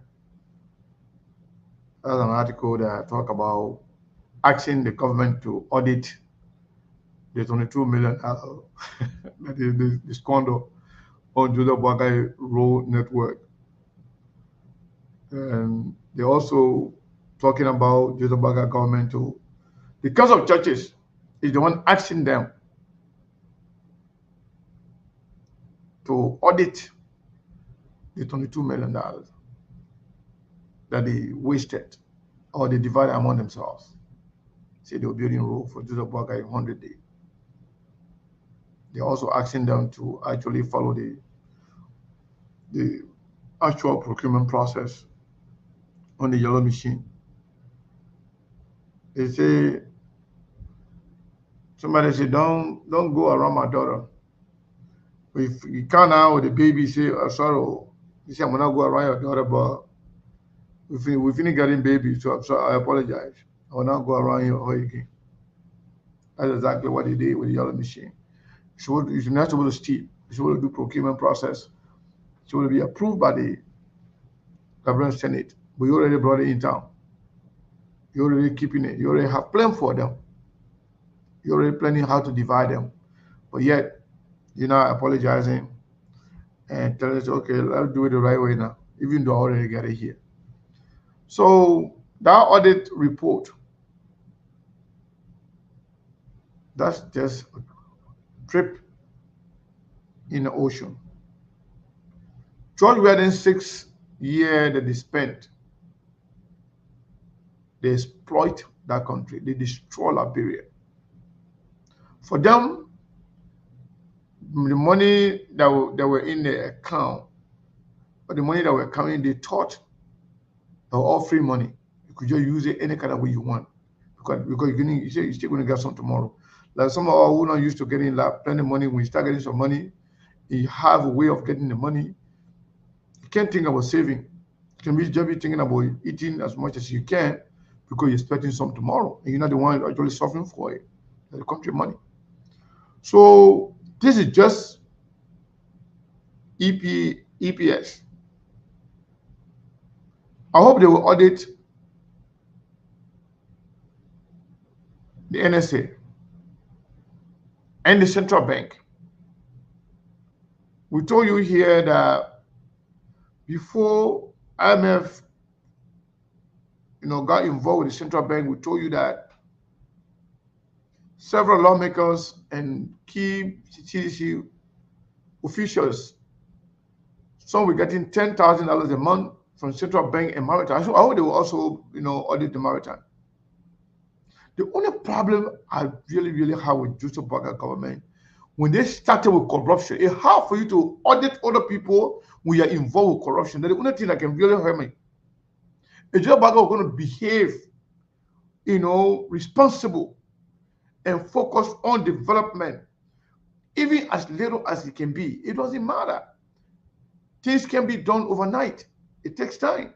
But don't get involved in stealing. Don't dirty your own hand, and then you're going to go to clean other people. Your hand is already dirty. How are you going to clean other people?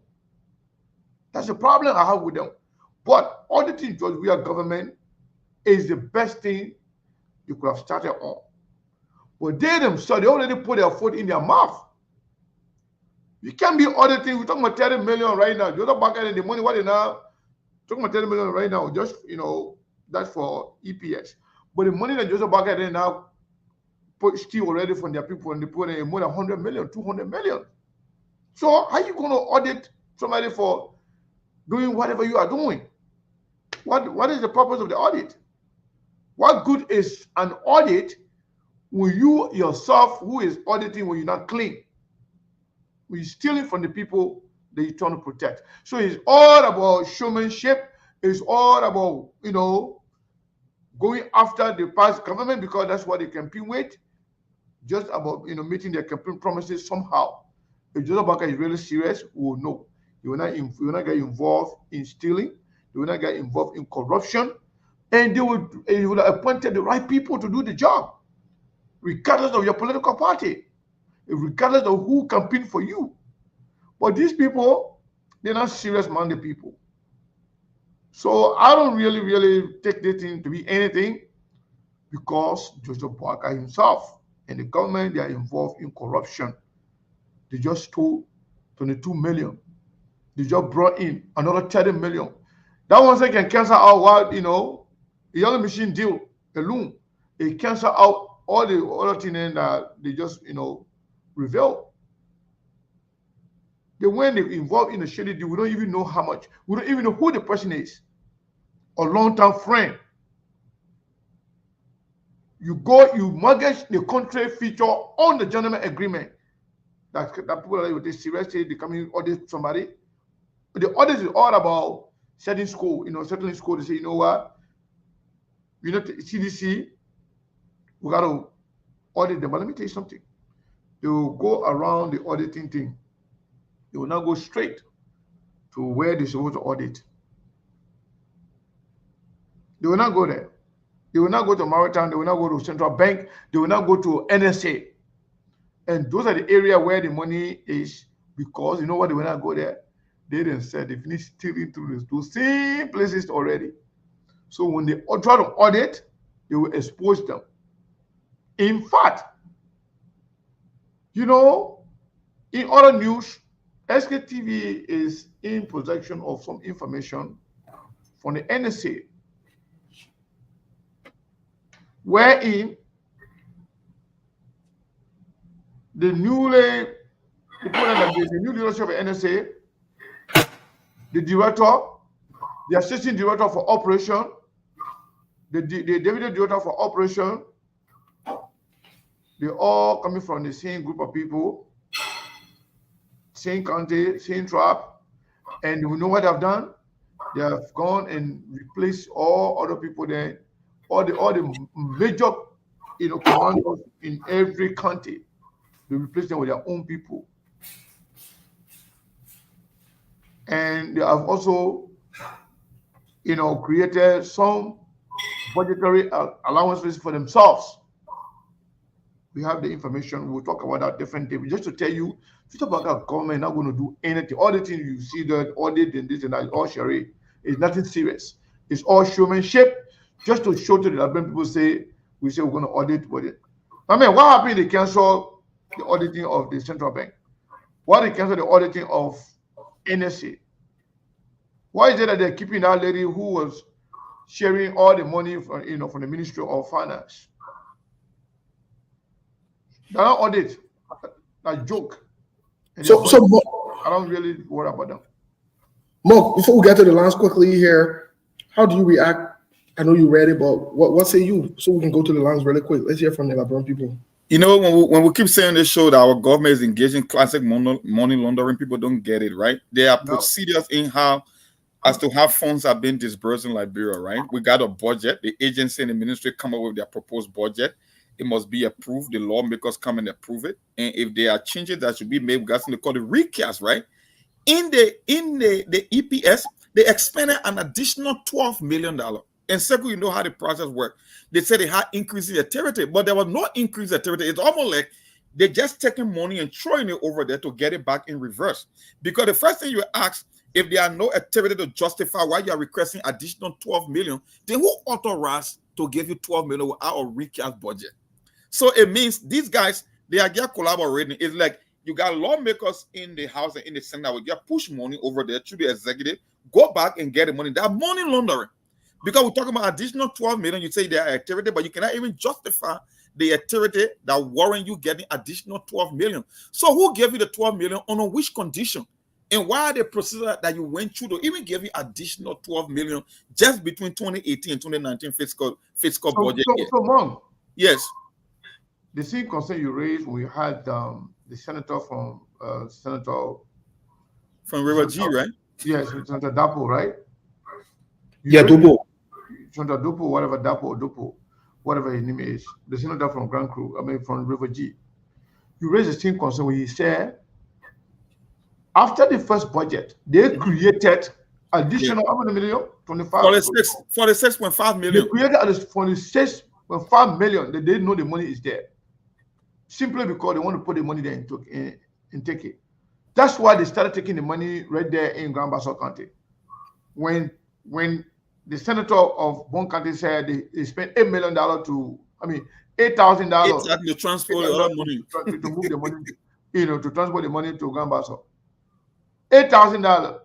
Me, I want to be the driver for that, money transfer. You made 2 trades, that's $16,000 from between Grand Bassa and what kind of criminal, are these people? I mean, they don't even know how to steal. Yeah. You steal in daylight, thinking that everybody's just stupid, everybody's just going to fall for it. And then now you want to focus on CDC government auditing. If Joseph Baka was going to start on a good footing, not engaging in any corruption, stealing in the first 6 months or even 1 year, and then focus on Joe, then I'm going to say this is the best government ever. But you stealing, then you want to do what? To distract people from your own stealing? No. That's why I told you guys 2 days ago. That's why he make it from 2018 to 2023. Because if you can recall, the conflict between the outgoing and the incoming government, the money that was missing occurred in 2024. So if you are going to put a limit to 2023, then it means you're not going to investigate 19.5 million because 19.5 million fell within the 2024 budget, right? That's exactly what they are saying. So this is more of a political move to be like, you know what? Georgia should have investigated Madam Sali or ordered Madam Sali government. Since he didn't do it, I'm putting the spotlight only on Georgia government, and future president will come if they want to order me, they are welcome. But I'm not going because I'm not going to indict myself and the people on the rescue train. So I'm going to skip all our activities, limit it to 2023, and anybody in the future that want to come after us, you are more welcome. But I'm not going around. Okay, but Mom, before you take the line, right? John Molu, when John Molu was the Auditor General, they audited Ellen Johnson's government. The audit report is there. The audit report, Joe Weir took and created their fake asset recovery that didn't go nowhere. So let's just about guys starting that audit report. That audit was completed. Let it take that one first. Deal with that one.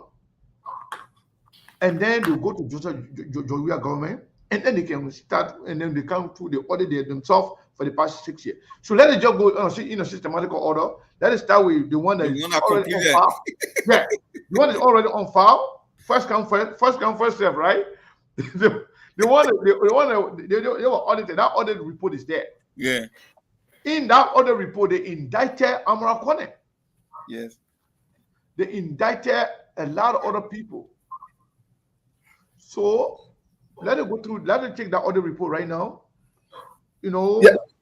Follow through with that, and then from there they start audit Joe Weir government and follow through with that, and then they audit themselves for the past 6 months where they have already stolen more than 200 million. So that we will know that the real serious for audit and transparency. No, Mr. Kana, before we open the line quickly here, I disagree with both of you. The Weir-led administration, and again, I want to say on this open forum, is sweet for them. They had a perfect opportunity. We sang this song behind it. Your audit Joseph Baka. Your audit Eleanor for 12 years. That's what they ran on. You do what is right. You do what is right. They said they will not do it. And Joe Weir used to be talking funny thing when they go to interview. Oh, the country here, we are one, and we are the one. Guess what? The government reserved the right to start their own audit from 2018 or 2017 to 2026 or 2023, I support the Joseph Yuma Boakai government to start the audit for the past 6 years. You think Boakai want to audit himself? Mr. Canada, be honest. You think Boakai want to follow that audit report when he himself in an audit report allegedly? Okay, you know what, Joey didn't audit? Why? Joey was engaged in corruption. So Joey think, okay, we are engaged in corruption. How are we going to audit these people then? We are doing the same thing that they did. So Joseph Boakai put that they want to draw faith. Yeah. You see, that's the difference. Joey was scared. He said they are involved in corruption. It's going to be tough for them to audit anybody because they are doing the same thing. Joseph Boakai now, in as much as they are involved in corruption, but still have the audacity to say they're going to audit the other people then. Let's just pretend, let's just speculate we're going to do it, you know. Yeah. We auditing so that people can take their eye from on us and focus on the first criminal there. The second criminal there, the first criminal in our Ellen government, second criminal in the Joey government. So let's have auditing the second criminal there so that people can take their eye from us. Yeah, but it good. But I said it yesterday. It's good for Joey there, but we the common people and citizens of the country, we want the good thing to be done. It's not about quid pro quo. It's not about since you didn't do it and other people should do it, even if they are doing it wrongly. That's the point we are making here. We are telling Joseph Boakai government, if you want to be qualified, you want to be taken seriously, to audit anybody, don't get involved in the same corruption act that they were in. Your hand can be dirty, then you want to go clean somebody else. You got blood all over your hand, then you want to go clean somebody, you want to put a white cloth on somebody. How are they going to be clean? Steve. What let me hear from our people for we'll get to the can you please open the line so we can get a few calls, because the conversation is very interesting. You know, can the Unity Party-led government bounce back on the red track? Okay, today's topic on the SKTV show: can the JNB administration get back on the red track? Number supporter calls through.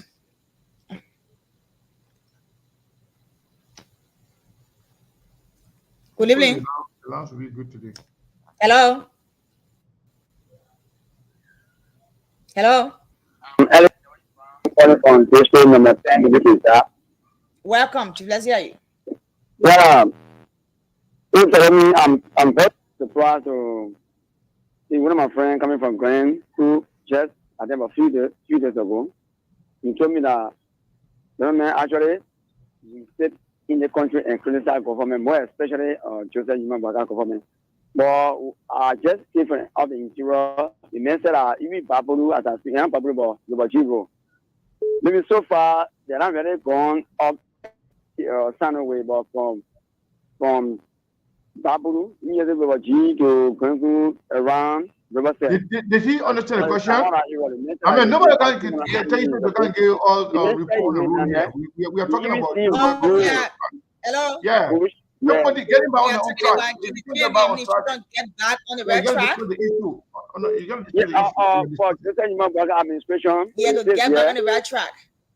Exactly. So Joseph Yuma Boakai administration for me, 6 months or 7 months. Joseph Yuma Boakai, I gave him close to 65% when kind of road connectivity, because I would have I just went in the east. Thank you. Around Robert said, yeah. Good evening. Wow. Good evening. Good evening. Email calling from where? Yeah, so this is same key and I join you from New Georgia. Welcome, Chief. Let's hear you. So let me say, thank you so much to the previous caller, even though not like you praising the government for the senior. I just want to ask Sheku Kane a question. Is he a financial analyst or himself as one of the budget auditor in the country? If yes, I want him to provide a document to the Liberian people that show that Joseph Boakai embezzled or 22 million or 33 million. You see, Muna, 2017, they see Sekou Kane told the Liberian people they should elect President George Weah, that he's going to audit the Johnson government government. But during the 6 years, they It's just to honor the people. To honor the This guy is the biggest liar. You're elected. The real government or measure to honor it. Now the Omer is taking the rebel path. Sekou Kane is coming and saying that. Can JNB administration get back on the right track? Hello? You are live. Yeah. I think the Omer is way beyond the red track. It's way beyond. Okay. I want to say that let him wait. By God grace on committee later. Good evening. Nime calling from where?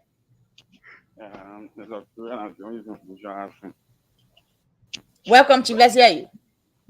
Yeah, you see, when it comes to the coming back of good people, you know, I can tell you for free, like what you said, if possible provided if they can recalibrate, you know, and start doing the right thing, like you said earlier, provided if they will, but they are not even willing, because trust me, if the president is willing, but trust me, all those that are around our president, they did not believe in his political ideology to admit. Not the reason why they supported him, because they believe he's a good politician or he's a good person in politics. Okay. They did not believe in the political ideology. They just believe that they can get there and they can get something for themselves. Trust me, that's the fact. So it's not easy, because even if you want to follow us and advisor will say, no, we can't go that route. Not at the we don't come in face a country. All people are there, they don't do it. We want to come in. Thank you so much for calling. Thank you. Good evening. Good evening. Yeah. How you doing? I'm okay. Nime calling from where? Well, by the way, I want to people calling you from Chikisu Factory. Welcome, Chief. Let's hear you. Let me firstly appreciate you guys for this fantastic talk show program. You see, I mean, now you go on track. You're not even on track before they go on track. That's the first thing you should know, right? In the sense that if Mr. Boyka and his team want to audit people, they agree 2023 can do an audit. Where are they going to audit the asset recovery along with Miata formula, along with LPRC boss and those corrupt men that are in that government? No, they will not do that. It's only because I want to set up wage hunt. But I can assure the Liberian people who are listening to me, the 1,000 votes, the people who are watching, I can assure them, if 2029 Alexander Benedict comes, the Liberian people trust, we will make sure we audit the past CDC Pro United Party, and we'll make sure we persecute them and jail, including Mr. Boyka for the money that he used to audit a horse. So thank you for having me on the time. And also, let me say congratulations to May Bong for your anniversary, first anniversary. Thank you for having me on the line. Thank you so much for calling. Let's hear you 0881-1435040776 10515 0881-1435040776 105. Can the JNB administration get back on the right track? Let's hear you. Good evening. Hello. Good evening. Yeah, my name is Zero about Your name? My name is Zero about I call from Tokune. Welcome, Chief. Let's hear you. Be audible. Yeah, okay. So for me, I don't think they even started on the right track before they will get back on the right track. The inaugural celebration money that they stole up to now, they are not giving account of of it. What they are doing now, they're pretending that all the CDC, because the one when I CDC was so much corrupt. Inaugural money, they have not accepted for it. Inauguration, that's celebration money. Up to now, there's no one single report. Then you use 22 million on the state rule. Next 3 months, all will be bad. So these financiers, they are a branch of crooks and rooters. That's what they're going to do. Thank you. Thank you so much for calling. Good evening. Hello. Hello. Good evening. Yeah, hello. Good evening. How you doing? How you doing this evening? I'm okay. Name calling from where? So this is Mohammed Ba. I'm a regular caller on the show. I do join the conversation from Kidman County. Mohammed Ba, welcome. Let's hear you. Yeah, so I think the situation has been discussed. It's synonymous to what was discussed yesterday. And are they accorded or conform with the analogy given by Sekou and that of Mom? There's no difference between of past and full past. You cannot institute a government on the basis of corruption, financial irregularity, and administrative impropriety. Then you want to tell us that you want to audit the past government because it's malpractice. If for any reason the government have premised their activities on the basis of accountability, transparency, but now the step they are taking was going to be well received by the Liberian people. But there are a series of irregularities that were orchestrated by the same government, and key figures in the government were also part of the past government. So like always saying, we believe that this government will not do anything better than what past government did. Thank you. We need a new generation of leadership. I believe that our leadership can begin with Mr. Kumo. Who can Mr. Kumo? Thank you. Okay, Thank you so so much for calling. you know what? Let me respond before we go off the radio. Or Yeah. Go ahead. So the person who said, go ahead. the person who was talking about the $22 million, whether I was a financial expert or a participator in the auditing, I just want that person to know that Joseph Boakai ministers and his officially, they went to the Senate to tell them they apologize for mismanaging the money. Mismanagement, that's stealing they can call mismanagement in a political term. Stealing the money, the Liberian money, 22 million. They say they misused the money, but they apologize for it. And the senator didn't say they're sorry for them. Secondly, that person who says they could supported, campaign for George Weah, that's the biggest lie of 2024. And I don't think anybody will lie like that now until the year end. because even George Weah said we'll be laughing at him. Our friends, there are people in both George Weah government and the United Party government. 2017, I say I'm not going to support any of them because I didn't believe in any of them. I did not even support any candidate in 2017, to start with. But we gave George Weah the chance, just as we did with Joseph Nima Boakai. The first 3 months after his presidency, he started breaking down his womb and started, witch hunting people. They started the illegal prosecution of Justice Janet and the killing from here and there, all the things. When they started we the one that started putting the fire behind just George Weah government from day one, when they started the criminal acts. And some of them, they never liked me up to where we are because they say we destroyed their government. For you to come here and say we supported, and defended George Weah government, it means they never been following. You are just one of those people who are paid to count on and they distract or insult or disrespect us for saying the truth, to your government. Joseph Boakai started on a bad footing. Joseph Boakai is simply because he's the one with the elected president. But Joseph Boakai don't even know what's going on. And to get back on track, Joseph Boakai is supposed to be the president. He's supposed to take the power back from Yombli, from Dillon, from Prince Moi, and all the other rescue people then who are running the government for him. Let him be the president. If he can't make it, let Joseph Boakai resign and give power to Jeremiah Kun, because Jeremiah Kun was elected as vice president. If Joseph Boakai, he is incapacitated, the vice president should be the one running the government, not the senators, not the rescue people then who are there to exploit the country to fill their pocket. That's what we are saying. We are not against the United Party government. We don't want you guys to do the right thing. So, all right, keep calling on 0881 143504 0776 105 105 0881 143504. Good evening. Yeah, hello. Hello, please be audible. Yeah, good evening. This is Emmanuel Samson calling from Sotomayor. Emmanuel Samson, welcome. Let's hear you, Chief. Yeah. I can talk to you, you're hungry. You don't really why am I hungry? Thank you for the topic on discussion. Yeah. Go ahead. Someone getting on track. At least from the beginning, on the track instead of the way they're back on the track. But from the beginning, they're not on the track. And the way they're on the track. We get back and they're not on the track. Because when they on track, the money that he spent in Bong County, when he said that he spent, who gave it to him? Is from government pocket or in a pocket? The money that you spend when you're going out of the country, either to bring a yellow machine that you get no money was spent. You not use any government money to bring a yellow machine. And the yellow machine was to fine. So you want to tell, don't get on cut when you contradicting the whole government. So you not get on cut. I'm saying the whole government getting on track because they're not on the track from the beginning. You know, we'll talk from now to them and this stuff we'll keep talking. We'll keep talking.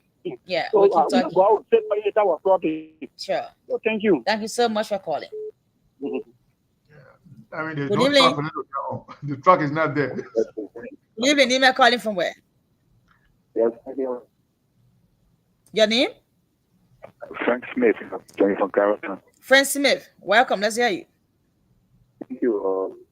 Liberia being on the air from the D1 state of Liberia. The country wasn't putting into 16 to get our independence. So to this country, for us to really get on track to find a leader who will really move the country forward, will actually be hard for us. We will call notes for John. If John gets there, we begin to we turn our back to Peter get there, we begin to see this. So actually, Labrador is just for Labrador, and just pray to God that one found it that we can get vaccine that will think and lift this country up. For the rescue mission, I'm thinking the rescue mission trying to set up for a system into place that if they happen to leave, that the next people who will take over can start from there.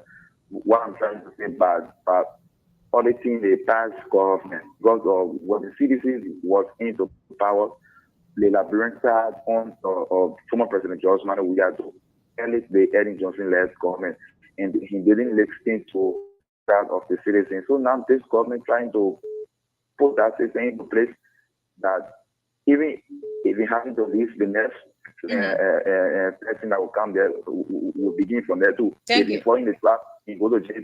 So Thank you. that's it. Thank you so much for calling. Good evening. Hello. Keep calling on 0881 143504 0776 105 105. Good evening. You are live. Hello. Hello. Good evening. You are live. Yes. This is Samuel Gibson. I'm joining from New Georgia. Samuel Gibson, welcome. Let's hear you.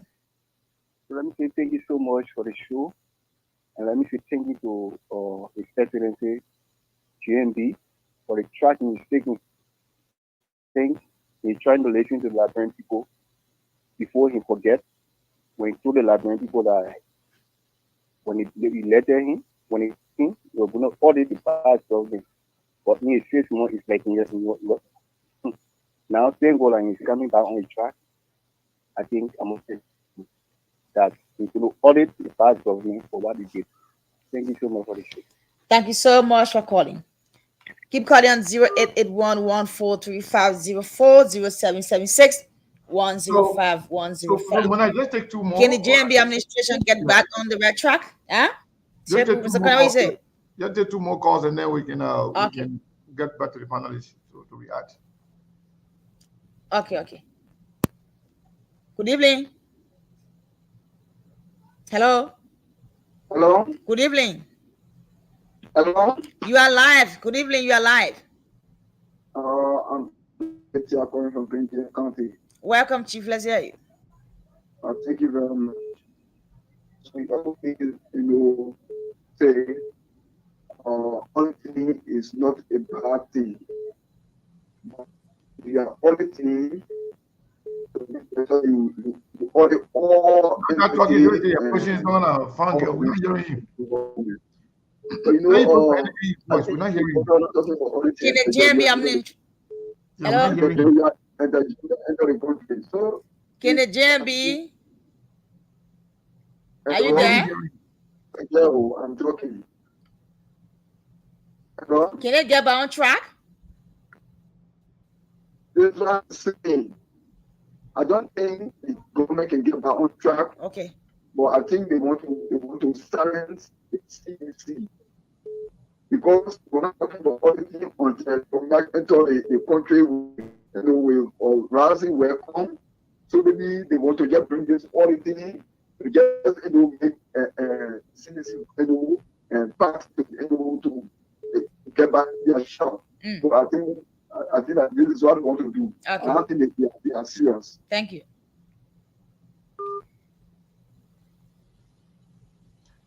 Zero 776-105-105. We'll take one more call and then we'll go back to the panelist.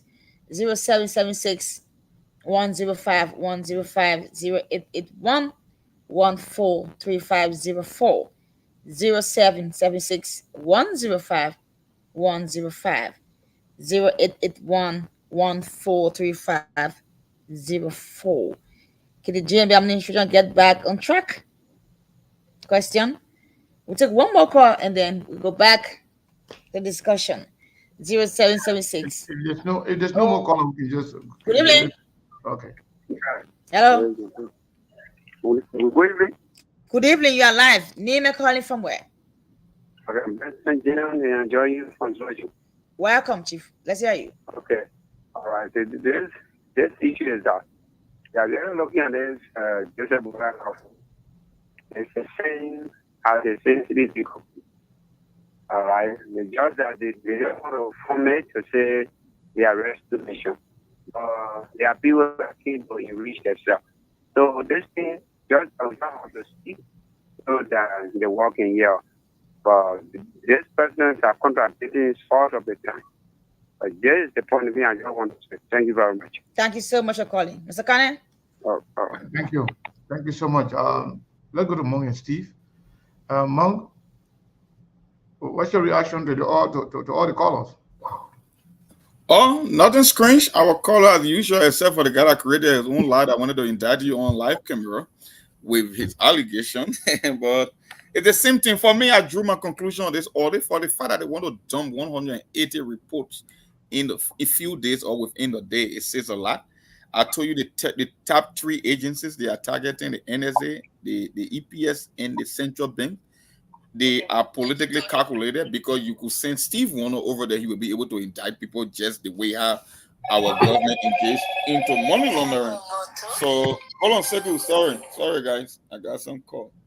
Yes. So for me, I see some correlation between this yellow machine and this whole auditing thing. They did a calculation, the political calculation, the same way with the yellow machine. The source could be incriminating. It could be the wrong move, but politically, once the machine gets on ground, there will be more people that will favor it as opposed to people who will say, no, we are not in favor of this because we got problem with the source. The same thing with the audit. And that's why the council of churches are literally jumping in from this audit and be like, you know what, this thing smells like a political witch hunt because the move that is being made, we know that this current administration won't indict themselves. They won't implicate themselves. So they set a particular scope, they set a length of time from 2018 to 2023. And we all knew how money was disbursed to finance Joseph Boakai project, which happened in 2024. So it's intentional. And the idea here is, you know what? If somehow, and you said it right, Sekou, it's a projection strategy. You put a spotlight on your opponent so people cannot focus on you. Once people said Joseph Boakai conducted an audit, whether the audit was sincere, whether it was genuine, all people know that Joseph Boakai executed an audit. So it's more about fulfilling a campaign pledge as opposed to doing the right thing. And I still maintain my position from yesterday.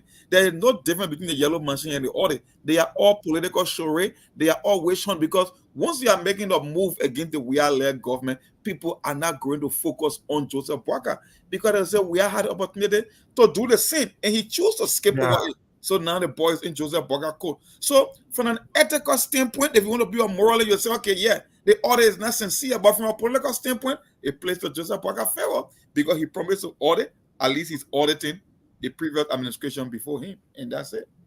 Nothing more to that. Well, the first thing I wanted to say is, your views on the issue but his mind is a little different.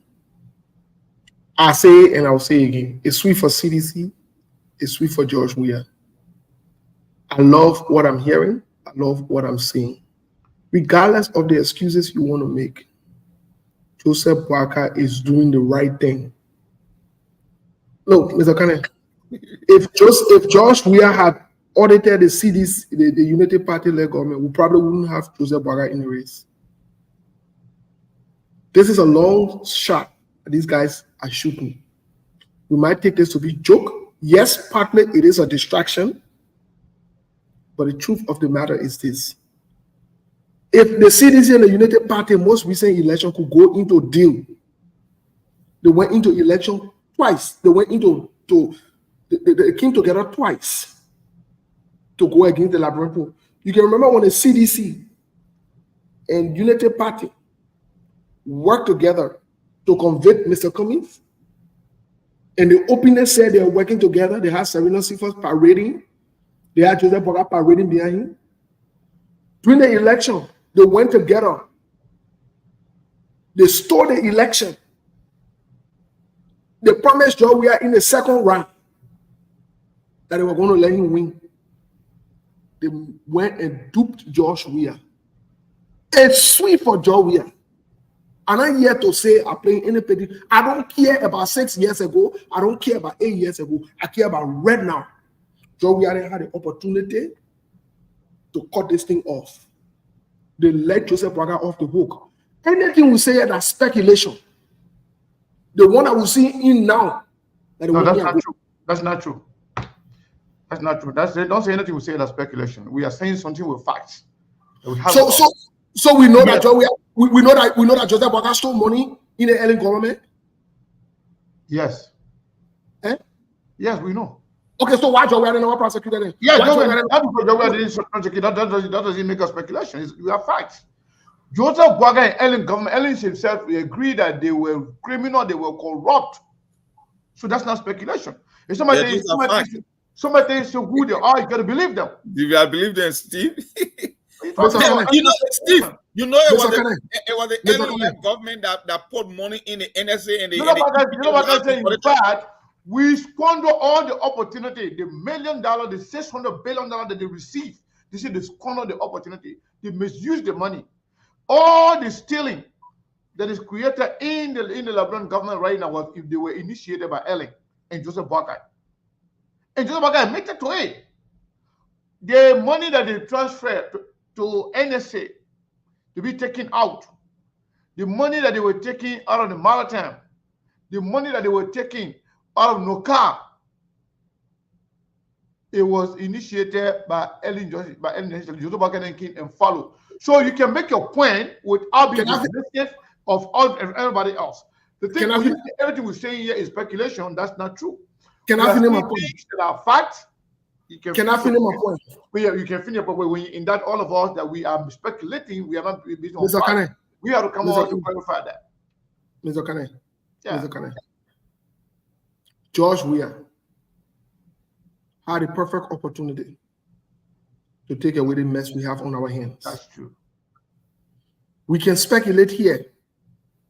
We are not speculating. Let me finish my thought. But but we are not speculating. Maybe you are speculating, but we are not speculating. We are speaking. We can speculate here. We can speculate here. Anyone can speculate. Anyone can wake up tomorrow and say, you know what happened? The other report indicted George Weah and Joseph Boakai, indicted Ellen, or so forth. Those are legal documents. We can say that. We have the right to say that. In as much as they confess to a crime, they confess. That's a fact.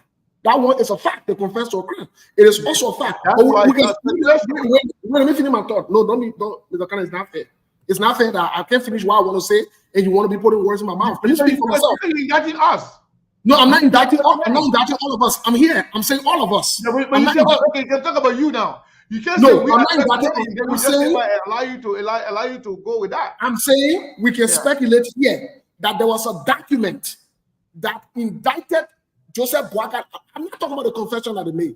I'm saying a legal document that indicted them. We can speculate. If George Weah never acted on that document, Mr. Kane, what can we do? You think if Joseph Boakai get that document in your possession? And this is the point we must take out of this thing. You think if Joseph Boga has that document in your possession now, the fact that we don't have that document on our hand, yes, they confess. But the fact that we did not have that document on our hands to say, here are the documents, oh, Joseph Boga were indicted, the other one. So that's what I'm saying. We can speculate that the document on Joseph Boga on Joe table to indict these people. Mr. Kane, Joe, we are close the eye on it and walk away from it. Think about it for a minute. This is the point I'm trying to make. I'm not dismissing that you guys are right by saying Joseph Boga should go back 6 years ago, 8 years ago, 12 years ago. I'm not against that. But Mr. Kane, Joseph Boga has the preview right now to decide how you want to decide to do the audit. We can say all we want here. Joe, we have dropped the ball big time. Joe, we have brought all this thing on himself. Why he refused? After the audit was conducted, why he refused to even make it public? Why? This is my disappointment. This is my problem. So my point here is this. Joseph Boga has the right to do it the way he wants to do it, Mr. Kane. We can say all we want to say. Joseph Boga will not dare go after himself. He will not dare do that. And so that's what I'm saying. I'm not dismissing us. I'm not dismissing what we have said. No. We know that these things are fact, that these people were corrupt. We know that there was corruption conducted. We know that the people destroyed the country. Joe, we had a document that allegedly indicted Joseph Boga and Ellen Johnson-Sirleaf. Why did they say that on it? Why? And then I should come and say, oh, let Joseph Boga go back 12 years ago to use that same document, which is against him allegedly, to come and use it. You really think so Joseph Boga will do that? No, Mr. Kane, I want to be realistic in the conversation, the particular part. I want to be realistic. Joe, we have dropped the ball and let them go after them.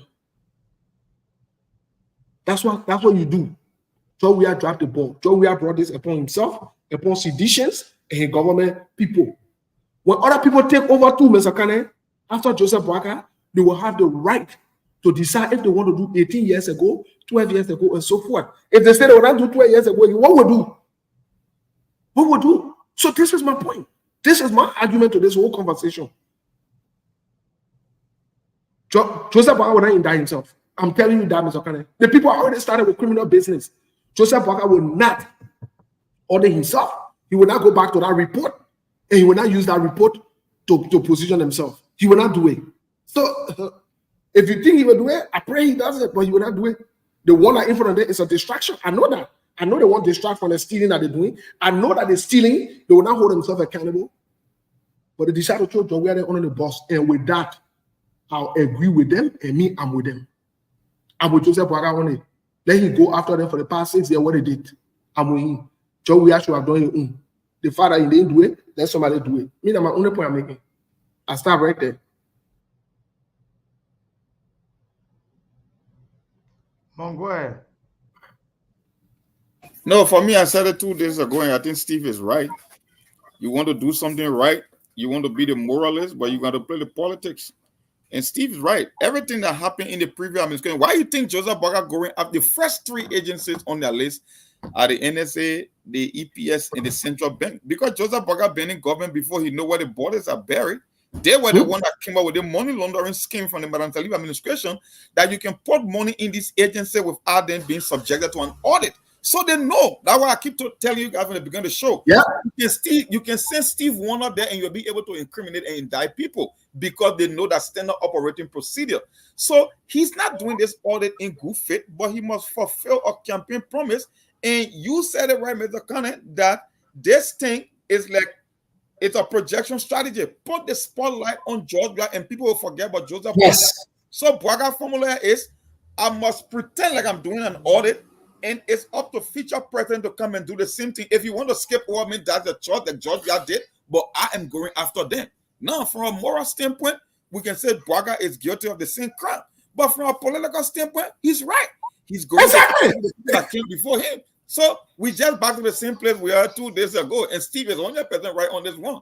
That you can say Joseph Boga is part of the game all you want. But at the end of the day, he's still doing the right thing. Even though you and myself know that there is just a political charade. But from the optics, people will buy into the idea that Bwaka promised to order the previous government, and he's doing exactly what he promised. So that way it stands. So if we focus on what Joseph Boakai did and what we didn't do from the past, I can understand where Steve is coming from.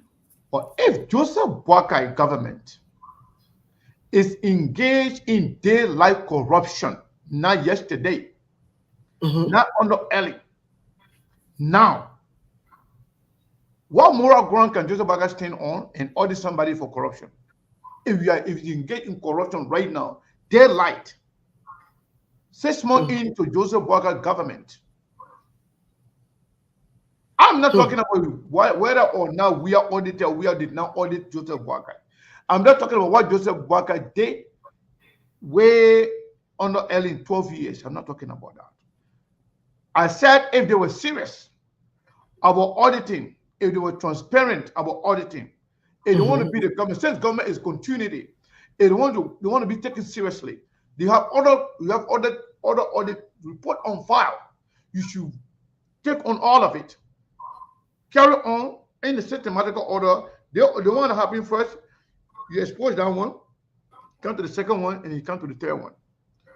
But if you were to forget about all of that, that was your responsibility. You didn't do it. Now, if Joseph Boakai want to be taken seriously, if Joseph Boakai want to have the right to audit Joseph government, Joseph Boakai will have started on a good footing by not engaging in corruption. But you can't be engaging in corruption on a daily basis, and at the same time, you are going there to audit other people for corruption when you are doing the same thing today. That means that will only distract people from what you are doing to focus on the past.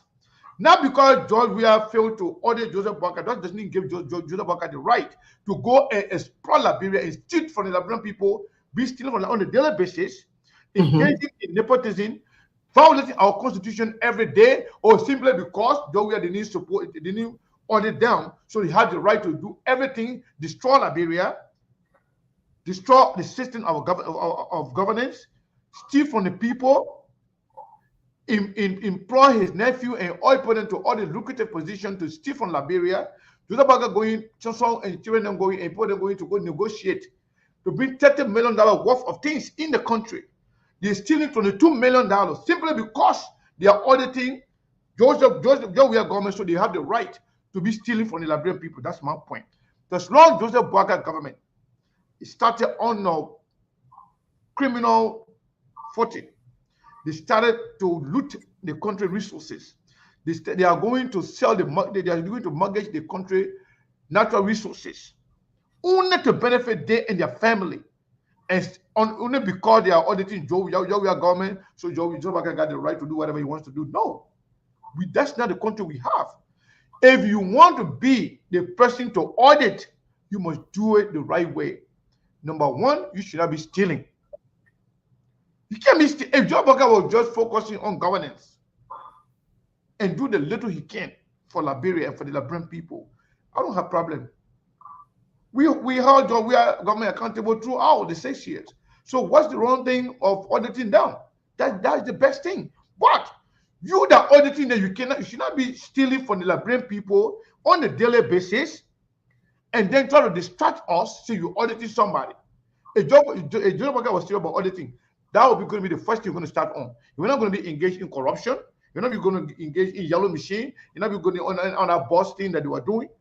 You're not going to steal $22 million just in less than 3 months because you want Joseph Boakai to be right on the 100-day projection. They will have started with this audit, but you can't get fully involved in stealing and destroying the country, stealing from the country day to day on a daily basis, and then you want to distract us that you are auditing. The fact that the audit is not genuine, the fact that the audit is not doing on a good note, the fact that Joseph Boakai did not start with the audit, he got engaged in stealing first and then audit. That made it that kind of undermine the whole idea of auditing. Because whatever audit is doing, it's not meant to audit. It's not in the interest for Liberia. It is just meant to cover up the stealing they are doing daily, so that we can focus on Jowia then and forget about them, so they can steal more from the Liberian people. What you guys see right now, if all Liberian people kind of take that kind of posture, definitely Joe Biden, they have achieved their goal. Because you know what? You know what the goal is? Let's send the people focus on right now that we are stealing. Let's bring Jowia there in. Look at Jowia, your king. The kind of rising, reception he got. They made it, they're going to focus on us, they're going to make us look bad. In order for us to move forward, we are stealing and steal more. Let's focus on Jowia then. So the public focus can be on Jowia then, so we can steal more. Since they are in power now, Jowia is not in power, I will hold Joseph Boakai accountable on a daily basis for every stealing that they are doing. I'm not going to be distracted by pointing finger to other people who did it in the past, because that's why Jowia was removed. Because he was incompetent, he was corrupt, he was not a good person. That's why he was removed. That's why Jowia, Liberian Post said, Jowia, you are not the president. Joseph Boakai is supposed to come and start working to teach Liberia not to engage in the same corruption that Jowia was doing or Ellen was doing. Joseph Boakai is his own man, he's his own president. But Joseph Boakai coming, instead of focusing on working for the Liberian people, but they are working on filling their pocket, stealing from the Liberian people, mortgaging the future of our children, only because to distract us. Say, okay, I'm auditing now. Wow, why did we didn't audit from the start before you even started stealing from the Liberian people? So that's the point. You guys can be distracted by them. I'm not going to be distracted, because that's the purpose. They want you to be distracted. They want you to do what exactly you are doing right now. I agree with them. Oh, we are not doing it, and so let them go and do it. So that means that's going to be the conversation now. We have failed to audit. Joseph Boakai audit. What about Joseph Boakai stealing? That will be lost in that conversation will be lost in transition. Nobody's going to be talking about that anymore. They're going to be talking about Joseph Boakai. Joe was supposed to do it, he didn't do it, but now Joe is doing it. What about the one Joe Boakai doing right now? Are we going to leave that alone? And if we're going to focus on that, how credible can audit be when the person who is auditing is a criminal? He's stealing from you on a daily basis. What is he auditing for? Because he wants to distract you. That's the point I'm making. Joseph Boakai, in government mission, is to distract the Liberian people so they can carry on the stealing with no accountability, without anybody calling them out, because people will start praising them for auditing Jowia people, and so nobody can focus on that. If Joe Boakai going to start this year earlier, without getting engaged in stealing and corruption on a daily basis. You have to understand this. The government revenues that have been generated right now, they're dividing among themselves. When they generate 6 million, they will go report 2 million. A lot of other agencies and ministry, they are not even sending correct report to the LRA, the Liberia Revenue Authority. The money they make it, they're dividing it, they're taking whatever they want to take, and then the rest of it, they go, a crop of it, they go put that one in the revenue in their account. They don't want you to focus on that. They want you to focus on Jowia there. Hey, they were going to start with Jowia there first. No stealing, no corruption, nothing whatsoever. No shady deals. Not mortgaging the future of our country and the children. Then I was going to say Joseph Boakai did the right thing. But the fact that they started with stealing first. Let's take care of that one first. The class of churches is telling you, Joseph Boakai, go ahead and audit the 22 million. Just go look at that. They say go and make sure that their yellow buses, their yellow machine that you bring in, go audit it. Let's make sure, let it first be transparent. Okay, we forget about that one right now. Nobody should talk about 22 million. Nobody should talk about the 30 million. Nobody should talk about Wologisi Mountain. Nobody should talking about Joseph Boakai appointing J. Kawakoli and Noka, who say you're going to be millionaire in 3 months. Nobody should talk to focus on Joseph Boakai's son and friends being consulted in all the ministry and agencies that are making money. So they're going to collect money every day. Then you want to audit. Joseph Boakai is not going to care about anybody auditing him. After Joseph Boakai government, you don't even know that Joseph Boakai at age and he been sick. You don't even know whether they're going to kick the bucket before he even finish him. They don't care about auditing. Maybe you all go audit the dead body. He doesn't care about that. So all Joseph Boakai focusing on right now to make sure him, his children, his family, they enrich themselves. So even after Joseph Boakai, his grandchildren, they will never get poor. We should focus on the stealing that they are doing right now to the Liberian people. When they stop that, let us stop stealing, focus on governance, then they can go back now and start auditing. We can't be stealing at the same time auditing. Just because, so we should not focus on your own stealing, and we should all focus on auditing. I'm not going to do that. Okay, I mean that's a great point. I really hope we can war and chew gum. We'll hold them accountable, like you said. I think I agree with the Council of Churches as well. But unfortunately, I got a caller. Can I take this caller, please? Go ahead. Caller, what's your name? Where you calling from, please? Good afternoon, Steve. Good afternoon, Sekou. Good afternoon, Monk. Good afternoon to the viewers and listeners. There is this story you had raised this afternoon, and I really want to encourage SKTV to do a follow-up on that story with Alan White and Ambassador Vince Scott. That story you read earlier on, or the story you raised, the story is between 4 persons. That Vince Scott, Alan White, Billy T, the guy who got his group in Europe, I think somewhere in the Netherlands, and that Verdict. So the Verdict group seems to be working with the Alan White group. Then Vince Scott once worked with Billy T. The reason why I kind of know the story a little bit because I was running the TRC program, and the group in the Netherlands or somewhere in Europe reached out to me. So I know that she worked with them before. But here's the thing though. I think the Verdict group and the Military group seems not to be understanding one another, or they're not working in collaboration. So there's an issue because Madam Vince Scott worked with the Military group before getting her appointment. So there is an issue between them. But I don't see where the propaganda in any way can supersede the establishment or thwart the process of the establishment of War and Economic Crimes Code in Liberia. So I would really love for you guys to do a follow-up on that story, to invite Verda or try to see if we can get Bility, because that story is very deep. Okay. It's very deep. It has the propensity to make the alleged perpetrators and some of the people to be jumping on that story and thinking that they can use that story to sway the minds of the people from what should happen tomorrow. Okay, thank you so much. Yes, sir.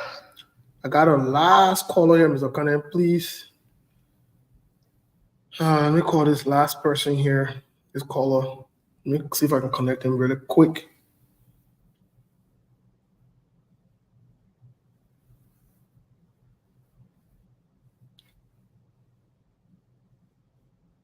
Yes, caller, where you calling from? What's your name, please? Hold on one second. Hold on. Yeah, go ahead, please. Sorry, you were very low. That's why. Sorry. Okay. Good evening to everyone. Good evening to the Liberian people. I want to support Sekou analysis regarding the auditing. There's a saying that he who comes with equity must come with clean hands. Blacker cannot, first of all, give the Liberian people a complete audit report of what went wrong during the inauguration. Then again, other issue of corruption that is been hanging around this government. Now you have yellow machine. Now you have 222 million, right? All of these things have happened. There is no information with regards to what went wrong.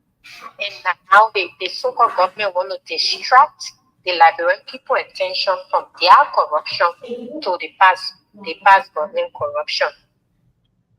So what they should have done from the initial stage was to audit, immediately they took over, was to audit the past government including the so-called 6 years United Party government also, but they never did it. So this government is not on track, and they can never get on track. It is sad that some of us supported them and thought that they could be different, they could learn from the past mistake of their predecessor, which they never did. And yeah, Liberia is just going to see worse of the Unity Party. This is just the beginning of some of the bad things to come. And with regards to the war and economics crime codes, I think Ali White should, with all due respect, I have so much respect for him because he has been so exceptional with passionate about fighting for justice for victims both in Sierra Leone and Liberia. But there are certain things that are not going on right now, and I call upon him to please, go back to the table, check and see what is not going right, and try to protect his legacy. Because if you follow Liberian people, you just destroy your good legacy that you have fought for, that you have built over the years, and destroy it for nothing. And my other thing is going to the so-called Moluba Molu of the CDC, former CDC. They're so laughable, Molu. You sat there for the past 6 years. Our girls were being raped. Mother and father were being killed under your government. Even you are on recording of telling the Liberian people that President Biya was sexually molesting female employees. You never spoke for the past 6 years. You saw our people being brutalized, brutally murdered. Their body is strewn on the street like they are not human beings. And these people had family. Strong boys, 3 boys got missing into thin air. They killed those boys for ritualistic purposes. You never said anything, and now you come out to say you are a so-called advocate and you resign from the CDC. I don't know who is supporting you, but whoever that is behind you will get to know. We are not stupid anymore. If Liberia must get better, we must stand up against you corrupt people who have held our country hostage. For me, I don't care. I'm here for the Liberian people, and I'm going to fight for my country because either we do it now or never. Thank you so much. Thank you, Andrew. Thank you. Well, Mr. Khan, it's up to you. It's back to you guys in studio. This is very interesting conversation. Yeah, but we're not going to be here perpetually, so we'll draw the curtain. I think Mom want to say something before we. For me, I want to give my final thought on this thing. I know how politics works from my little understanding, and it was one of the reasons we told the Liberian people that either option. Mom, just hold on 1 second. We got a caller here from Sweden, from Norway. I forgot that he called. I just pick up my phone and I saw the call. I didn't wait on hold for like 5 minutes. Let's take him and then you can close on the conversation, please. Hello. Yeah, hi, Brasico. Hey, how you doing? I'm fine. So yeah, you're live. I just want to thank you guys. Yes, okay. It looks like you guys want to leave, so I don't want to hold you long. But you have a point that you can be a rogue. There's a scripture in the Bible says that you who say people should not steal. I wonder you yourself, you are not stealing. So, but thank God that the Council of Churches is asking workers group to be audited. But actually, I agree with Brother Jerome. I mean, not Jerome, but Jerocomis. Yeah. For what he said. I think maybe the other day you were not on the line when I think Washington and the other people, the former commissioner on the TRC, when they came on the show. I called on the show the last time and feel that you people called because they said they were going to come back. I really did not like the way that Washington lady addressed Dr. White. It was the 2 of them that came. They were in the spirit of Senator Bob Menendez. And then so they say the issue of the war crime code is Liberian something. Liberians should spearhead it and this, that, what have you. Forgetting to know that we are asking the United States government to provide money. Alan White has been in the front line for the war crime code here. Now, according to the story that I look at today, Jerome Vedio, Mr. Jerome Vedio, Dr. White, and Yassini, and other people there on their side, while Benedict and Sanchez are on their side. And so I think I want to appeal to you guys to go to the bottom of this case here. Maybe you can invite Sylvester because he's been here so many times, or Sis and Yassini, so we can know, or even Dr. White himself, so we can know what is going on. Because for me, the Liberian guys, when they came here, the way they actually behave, I have problem with it. It looks like they want to do it like actually they are in the front page of this thing here.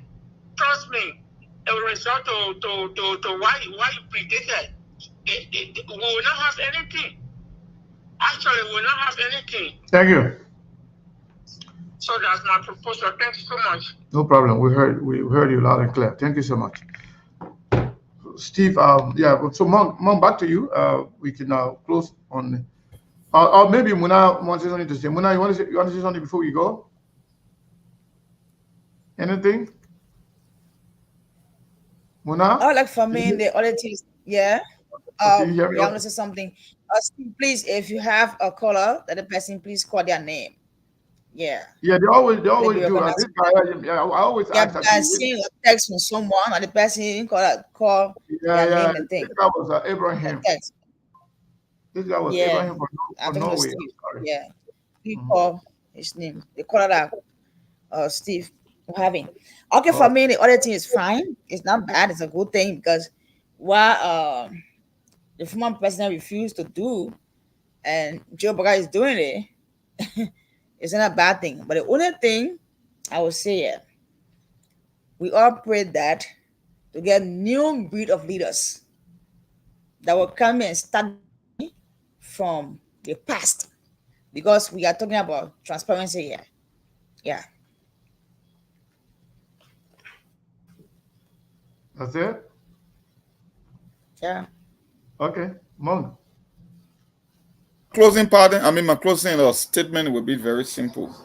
In politics, they get something called moral in politics, and they get something called expectations in reality. The Council of Churches are speaking from a moral standpoint, and that's something that I will back. But unfortunately, they say elections do have consequences. They got something they call the mantra of authority. Now, do I believe that Joseph Boaga will indict himself? No. Even though I want a full-blown audit, like I said from the beginning of the show, there was specific reason as to why they choose those three entities, because I said you could take Steve Warner over there and he will be able to indict people. But you want me to sit here and believe that Joseph Boaga will impanel or to assemble a group of auditors to come after himself? I don't think that is going to happen.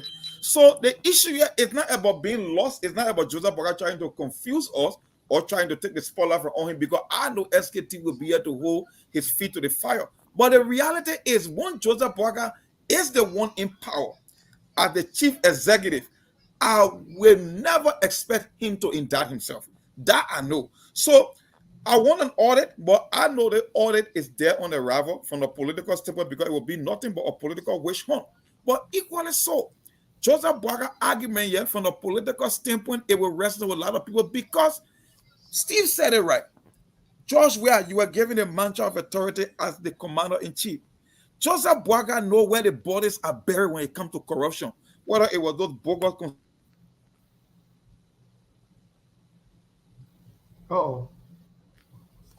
Was under his leadership. Sorry, I think I'm muting myself from the screen. I think I touched the screen. It was under the same unity party that we came to this issue of money laundering by putting money in certain institutions that are not subjected to an audit. It was done under the same Joseph Boaga administration. So we told the Liberian people, you have other options. We cannot really litigate this election. The dumbest thing we have ever done in that country was to come from Unity Party and go to CDC and then go back from CDC to Unity Party, because you are not getting anything better And Mona just said it right. You only need a new breed of leadership if you are serious about moving the country forward. So I will say again, I want a full-blown audit. We want transparency. But if a guy who's supposed to execute the audit is the one in authority and he himself is as corrupt, I will not dream that Joseph Boakai will do the right thing to audit himself. So I know they are going after CDC and before you Georgia close, and there's a political wish on. I want you to answer the question in closing before you close. Okay. Joseph Boakai said, not only are you going to audit all agencies of government and branches, he said the audit is not going to be done by Liberian. You're going to audit international. You're going to hire international auditors to audit. Do we know whether this audit was done by international agency or auditor? The last time I checked, it was done by the GSC. And even when you read the article concerning the council of checking, they even insinuated that both the GSC and the LSCC, they are also being corrupted as well.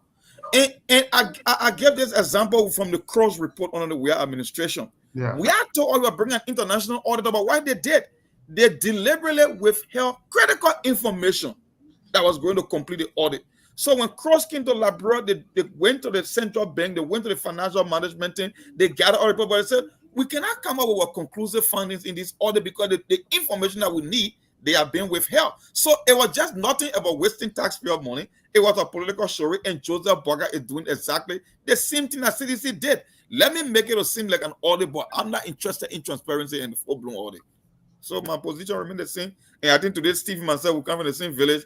I with him, man, on the political aspect. So there's a kind of on your own today. That's okay. You know, my parting comment is, I would love to. Let's still go there or close. My parting comment is, I would love to agree with Mr. Kane on. My man, don't agree with me. You don't almost start today. On the expectations. You go. I would love to agree on your expectations. I'll prefer Mona to take my time today. Not the two of you.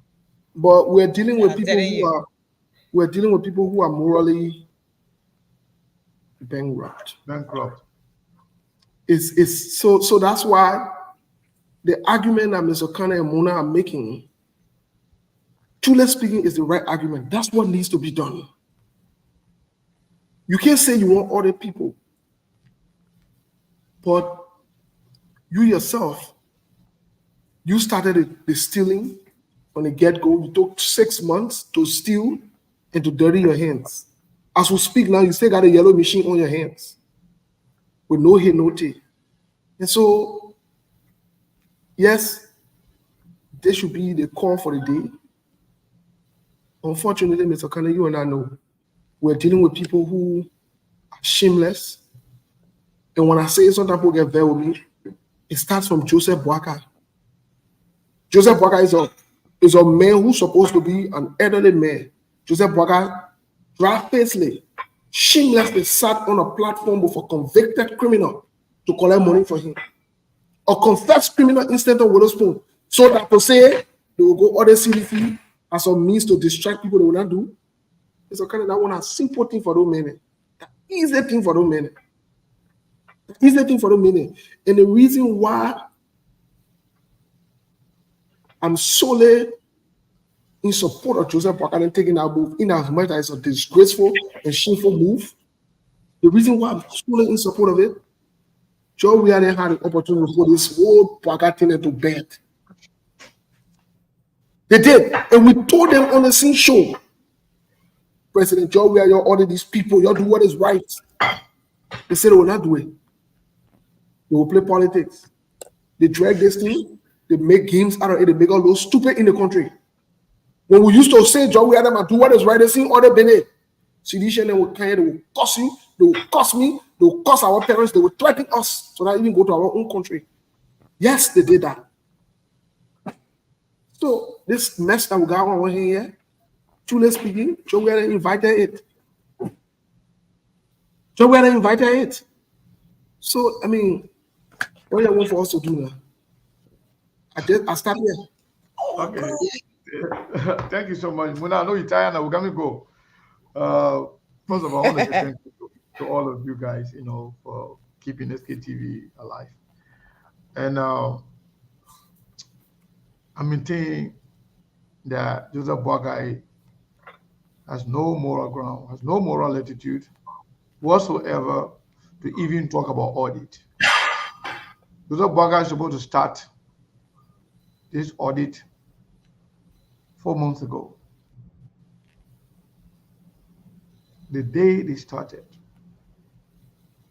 Liberian people were on the edge of their seat to see Joseph Boakai engaging in auditing Jowia government. That's why they wanted that, because people believe in what he was saying. They said, if United Party take power, in the first 90 days, first 100 days, will drag Samuel 12 on the street like a market dog. We will drag Jowia on the street like a market dog. But you didn't do that. You waited to steal enough first. And you never even had intention to audit. But because you're stealing too much now and people paying attention to your stealing and they're calling you out, okay, you know what? That's the audit in a minute. It's true that the way people looking at us stealing now, own stealing, it can't be exposed too much. Like distract the people there. I would have said Joseph Boakai is right. Joseph Boakai started this thing here early on without stealing. But Joseph Boakai government can be stealing in millions of dollars from the Liberian people there will focus on Jowia, because Jowia didn't do that one Jowia business. That one Jowia is out of the picture right now. He's never going to be president again. I'm not God, but I don't think he will, because he messed up. He's inept, he's incompetent, he's not presidential material. He should have been audited right at the door. But Joseph Boakai can't wait to steal enough from the Liberian people. When they see now that people are paying attention to them, people now want to, the country is turning against them. They know that. In order to distract the people now, they are going to Jowia there. Where they supposed to start from? They didn't start there. They are going there only, not for the purpose of auditing, for the purpose of distraction. And I know a lot of people will be distracted. I have people here now on our own set here that are distracted by this. Yeah, the Joseph Boakai is right. Joseph Boakai is the right thing to do. Okay, let's focus on Joseph Boakai and let's focus on CDC, corruption. Joseph Boakai, you're still enough. You're still on it, but you can't steal no more. You go sell Wologisi Mountain.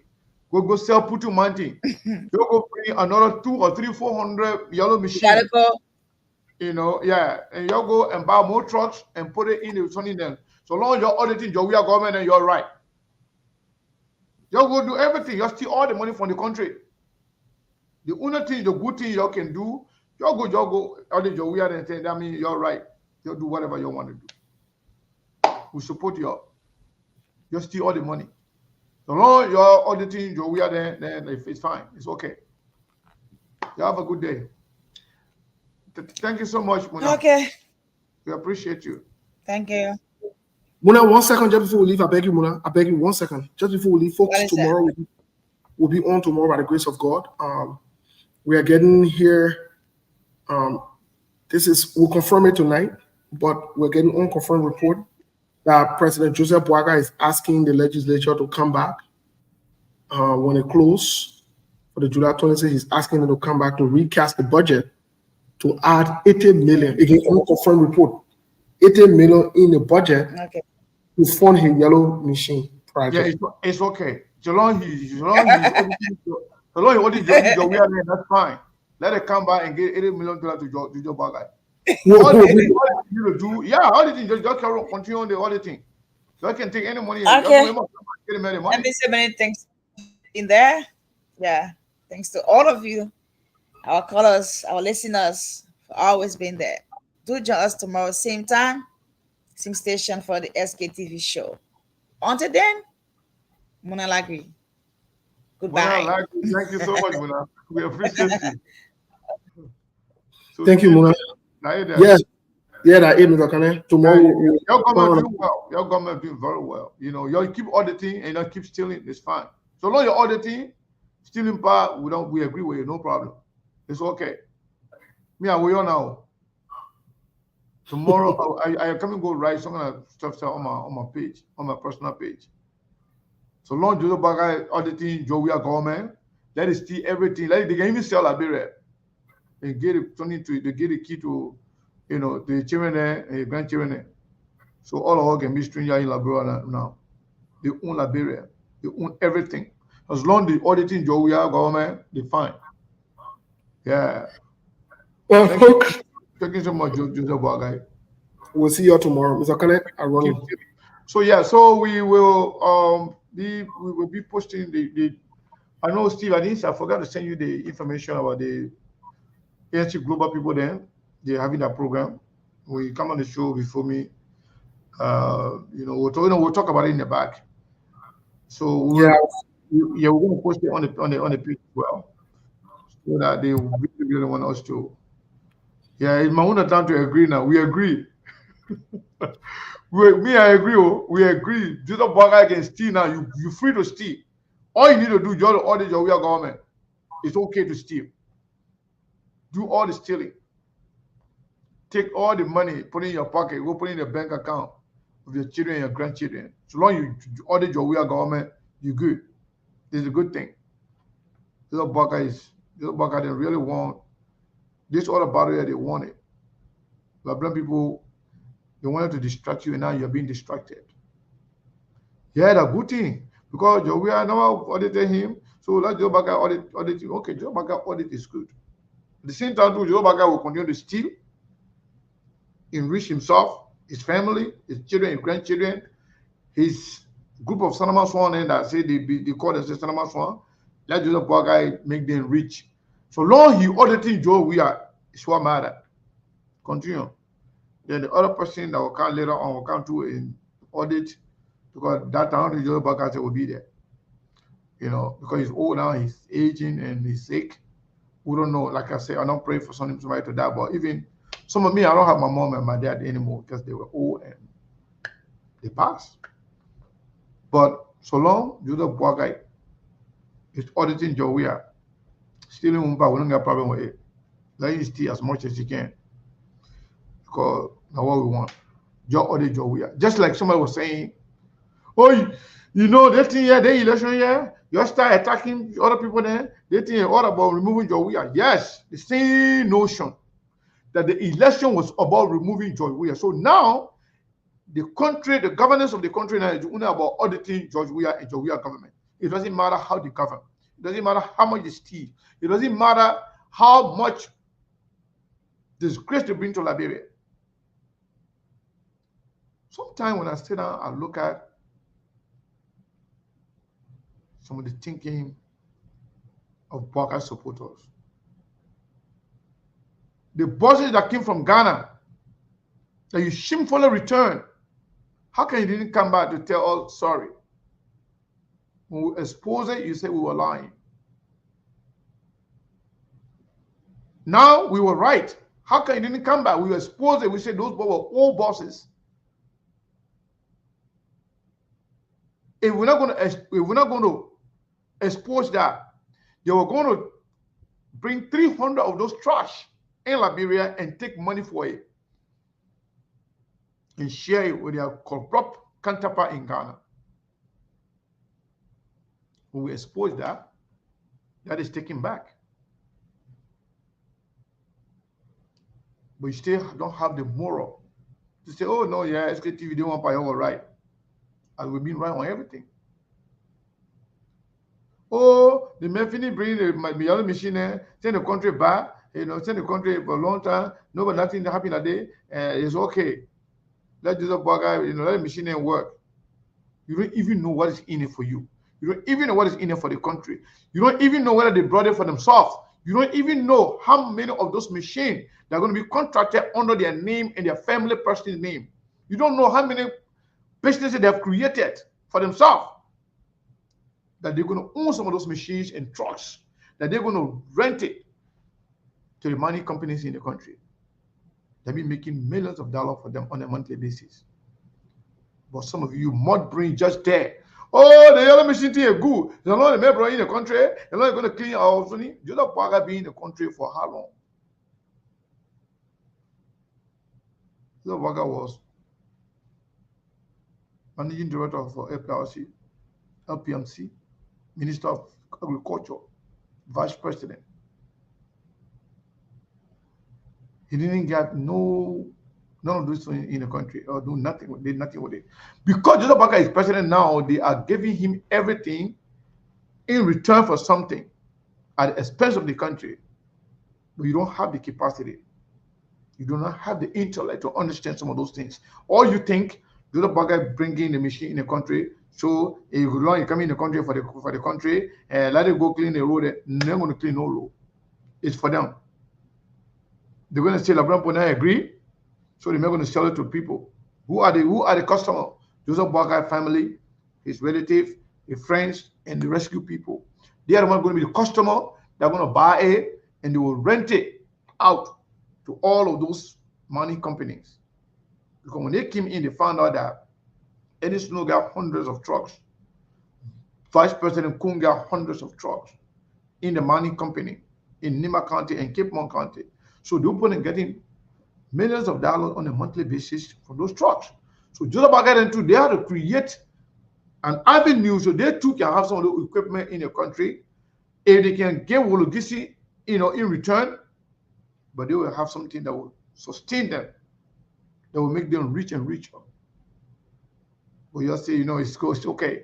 So long as they bring in the country for the Liberian people, it's fine. We are here. We're not going to get tired.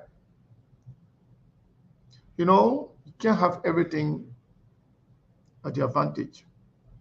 Today, some of you may disagree with me, but later on, you got to understand. And I don't really get mad about that because people kind of see things differently. We're all not going to, look at things from the same perspective. We're not even understanding the same way. But with time, many of you will realize the point I'm making here.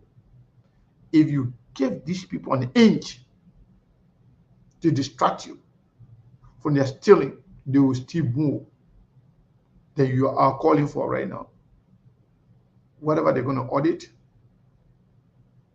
Imagine Joseph Baga 6 months. It's the stealing that they have done already could be more than the 2 years of Joseph Baga or Jawia. Just 6 months. And they haven't done anything yet. And they're just calling the people then to come back and approve another $80 million. They're going to siphon that as well. If you look at Joseph Baga government for the past 6 months, they have mismanaged over 200 to 300 million United States dollars with no accountability. We need to apologize. You have a good day. Have a good day. We'll be here tomorrow. So we're going to again reiterate the ANC Global Convention in Philadelphia. It's going to be on the 10th weekend. So we are inviting everybody, and the admission is about $50. But we will publish the information on our page, on SKTV page, and we'll keep updating you. We will also invite the people on here, the organizer, to come and talk about it. So they will provide more information. We will continue to talk about this every day, and we will also share the information on the page. I want to say thank you to all of you for following SKTV. We appreciate your support. We appreciate everything you do. We appreciate you sharing the show. We appreciate your financial support, your concern, and everything. Yeah, exactly. Felicia, the professional thief and the naive thieves. So they're all the same. They're all criminals. But Joseph Baga, they are smarter. They just took a lot of people right now. A lot of people falling for their idea of auditing Jowia, because same thing. During the election, people say, oh, you might not be talking about him, but Joseph Boakai, the election here is all about, removing Jowia. Then we said no, that's not the case. Same thing right now. If Joseph Boakai government reason to come to power, we need to audit Jowia, then that's not what we want. We want you to govern the country, provide basic necessity for the Liberian people, clean drinking water, 24-hour electricity, safety, make the country conducive for investors to come in to create private sector jobs for the people. It's not just about auditing because you're not going to audit anything, you're not going to get anything. Whatever you're going to get, you're going to eat it. But what you can do for the Liberian people, that's what matters to me. Because I know all of your criminal and all of your role. You're all going to steal your own. You're going after the other person, taking advantage of the people, steal more, let it focus on the past. Jowia too will come. When they come, Jowia then came the last and they say, oh, anything the Jowia government did, we talk about it, about Ellen did the worst. Now, Joseph Boakai government, every bad thing they are doing, they say Jowia did the worst. And the worst of all, they are now creating some mentality that they are auditing Jowia government so they can steal more.